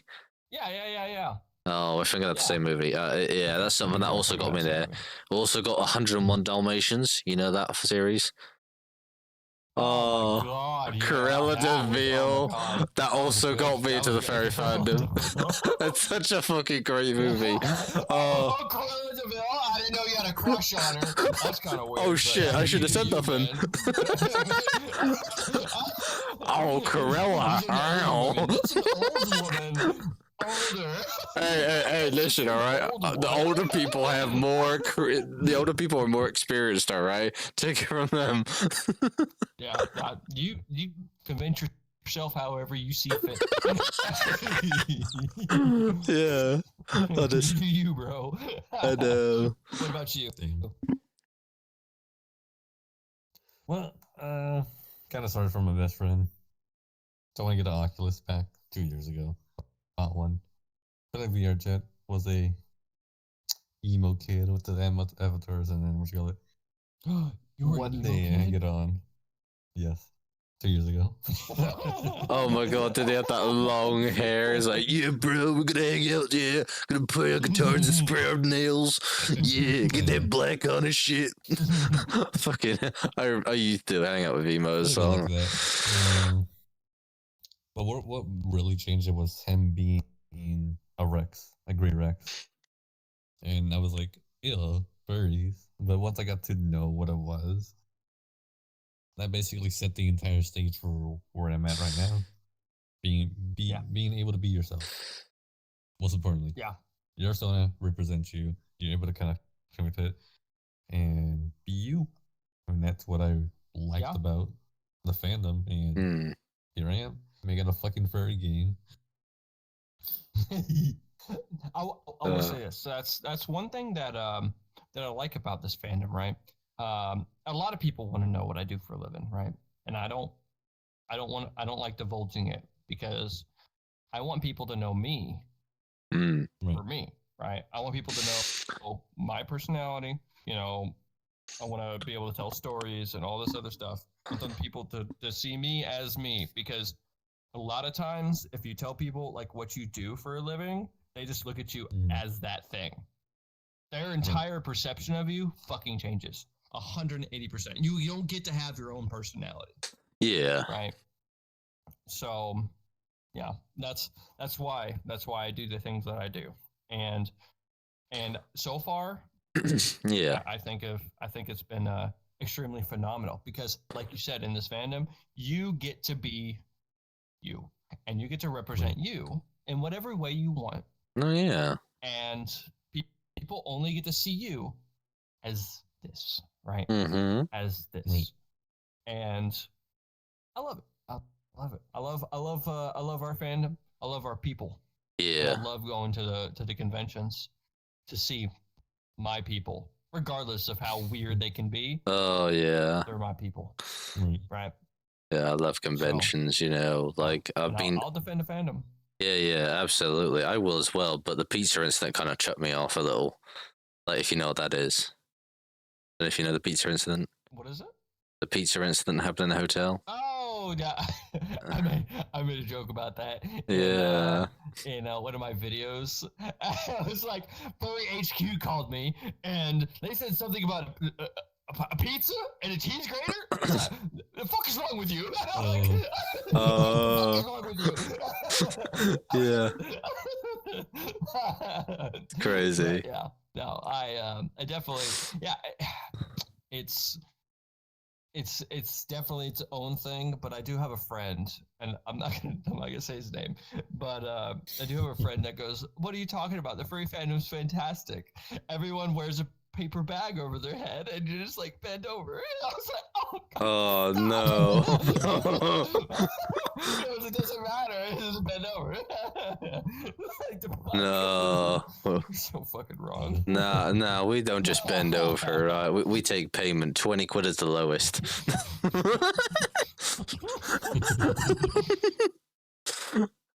By the Yeah. way, for those Americans out there, quid is a currency, right? It's I believe it's pounds. Oh right? yeah, we use pounds, what you're quid. referring Yeah. Yeah. It's a currency. You know, it's not. They're not throwing squids at people. It's different. It's different. Well, we I could promise. be. You never know. That's a Japanese. That's a Japanese, sir. Oh yeah. But anyway, I think it's a good place to stop. Hey, I haven't told you how I got into the furry I'm glad fandom. that I got both of y'all. I haven't explained how I got into the fandom. You're just gonna leave me out there? Go ahead. Fucking shoot! No, I'm joking. Yeah. Yeah. I'll try and keep it as short as possible. So, it started with 101 Dalmatians and that film I was telling you about on Disney. That's how it started. But yeah, I was just a kid. I didn't really know much about it, so I just carried on, like, you know, looking at those films. And then it was only like 4 years ago, recently, when I moved out, that I really started to get involved in it because I had IRL furries that I was talking to, and I go to all these conventions, not just the furry conventions. I've only been to that one. It was in London, but normal conventions, like there is an Aeither convention where it's like gaming and shit, and I know you only see people dress up in like these Genshai characters, which I don't know what they are, but me and a few other furry friends, which I've known for like 2 odd years, just go in there in our furry costumes and was like, "Wow, furry!" I was like, "Why, have you not seen one before?" No. Oh, there you go. Yeah, but it was great. Yeah, I recently got a partial about 1.3 months ago. Called Sugar. Yeah, it's Oh, Mike, I'm busy doing a podcast. I'll talk to you later. But yeah, I got a partial for about, well, it was meant to be 350, but the woman that gave it to me, she's fucked off and left the fandom. She gave it to me for 250. So I was like, cheap. Yeah, it's a cat partial, but it's all right. It's only about 3 years old. It needs a bit of an update, but yeah, I bought the partial, and I've hanged out with these friends on Telegram. They also got me into the furry fandom. It's people that share the same interest as us, you know. Well, that's basically my story, you know. Short as a pie. Have you been to any conventions? The one in London, that's it. Small ones I've been to, Exeter and that lot. But I got these small firmies that I go to. No, I can't. That involves passport. That involves flying out the UK. I can't have a passport. I can't do that. I just do to legal fair meets where the local fairies meet up our last Saturday of each month. Yeah, we just talk about fuck, around. I'm going to Euroference this year. Oh, look, I can't. Across the puddle. He's going across the pond. And I'm stopping in the UK first. I'm stopping in the UK first. I'm going to Scotland. I got a friend named One-Legged Bandit. Oh damn! Out with for a few days. Okay. To and Sly Weekly, if you know who that is. I have to go Scotland. So yeah. Yeah. Oh, I live right at the bottom. We're gonna go to the oldest bars. Yeah, I live right at the bottom, so it's gonna take me it's gonna take me a while to get to Scotland. You gotta go to that pub that's right in the middle of nowhere. You reach that pub, you get a free beer. That's what to let you know that. Yeah. Well, I was gonna say we're gonna go to the oldest pub in the UK. I think it's called like Ye Old Fighting Cock or something like that. No idea. I know it's silly name, but anyway, it's the oldest pub in the UK, and Crusaders drank beer there. So I'm like, fuck, I want to go. I want to fucking go to a place where Crusaders drank beer. Fuck yeah! I want to tell them how I make beer. So I'm gonna bring my recipes with me. Yeah, fuck yeah! I want your beer. Oh, I'm gonna say I drank a fucking beer with my Scottish and my British friend, right? At a place that the Crusaders drank beer like a man. It's like that'd be fucking great. Yeah, absolutely. So yeah, that's a fucking life goal of mine. And that's gonna happen in September. I'm excited. And then after those few days, I'm going over to Hamburg, and for Euroference, I want to be hanging out with the Nice Wolf quite a bit. Oh, I've heard about him. He's great. I've been hanging out with him in VR for a while. He's a great friend. Yeah. I had him on my talk show at one point. Actually, I think it was first or second guest. I can't remember, but first guest. And yeah, dude, he's a good friend of mine. He's an amazing dude. Yeah. But yeah. Have you been to any furry conventions? Zero. Man, you need to live a little. I got no money. It's fun. It's fun to do. But whenever you go, you have to. I know he can probably attest to this. When you go to a convention, make sure you bring a couple. A extra money whenever you go to the dealer's end, because you're like, I want an artist to make my persona for my stickers. I want my own persona for this. Oh no! My persona oh shit! Oh no! You're gonna end up plastering your bank account. Your bank account's gonna be like 5,000 drained. Like that's so all gone. I know what you mean. Because you end up going there for one thing, and you end up coming out with 50 other things. It's like, the fuck did I just do? Shit, my bank's gonna be pissed off at me. Dude. I need to go to the Artist Alley or I want to say they just started, but I think they've been doing it for a couple years, but it's just really magnified. They have art shows now, and you can go in there and bid on the fucking art that's in there. Yeah. And then they also have like NSFW side. Oh no. Oh. You see like some crazy shit, and you're like, I would have bid on this for $100. Then someone's like waiting, and then you're like, I feel like a creep. Like you're like, I feel like a creep sitting back here, we're like making sure people aren't bidding on my porn. Like the fuck. I want this 100. Don't bid. Everyone shot us. Put your hands down. That needs to be on my wall. This is my shit. Give me that shit. She's hot. She got big titties. Look at them A5s. Double D's is all we need. Ass. But I think it's a good place to go ahead and end it for today. I appreciate both of y'all for coming on the show. Is there any last things that y'all want to say before we bounce? I'm good. I'll bounce right now. Okay. Do y'all have social? Like, do you have any social medias that people can reach out to you? You can reach me out at Furtech on Twitter, TikTok, Instagram, and YouTube, which then links to my other socials, so it makes it fairly easy to find me. Okay, and I'll link your. Do you have a link tree or anything? Yeah. Okay, I'll link that Just in for the tech. description. And I need to make a and link you? tree. I don't have a fucking link tree, but just Mandrew, you know. I'm sorry, man. I need to make one, okay? But it's just oh, I was just about to do that. Right, so I do have. I said about Twitch. There is YouTube that's dead. There's TikTok. There's Instagram as well, and Twitter. We don't talk about that. And there's it's just mainly Mandrew the wolf. Yeah, stop laughing, you. After Dark fucking Twitter over there. Oh no! Oh yes. You little porn. No. After Okay. Dark on Bark is where it gets a bit spicy. Okay. Yeah. Oh God.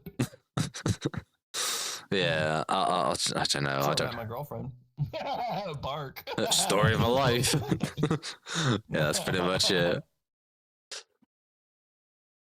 Okay. All right. I appreciate y'all coming on, and yeah, y'all take care. Bye.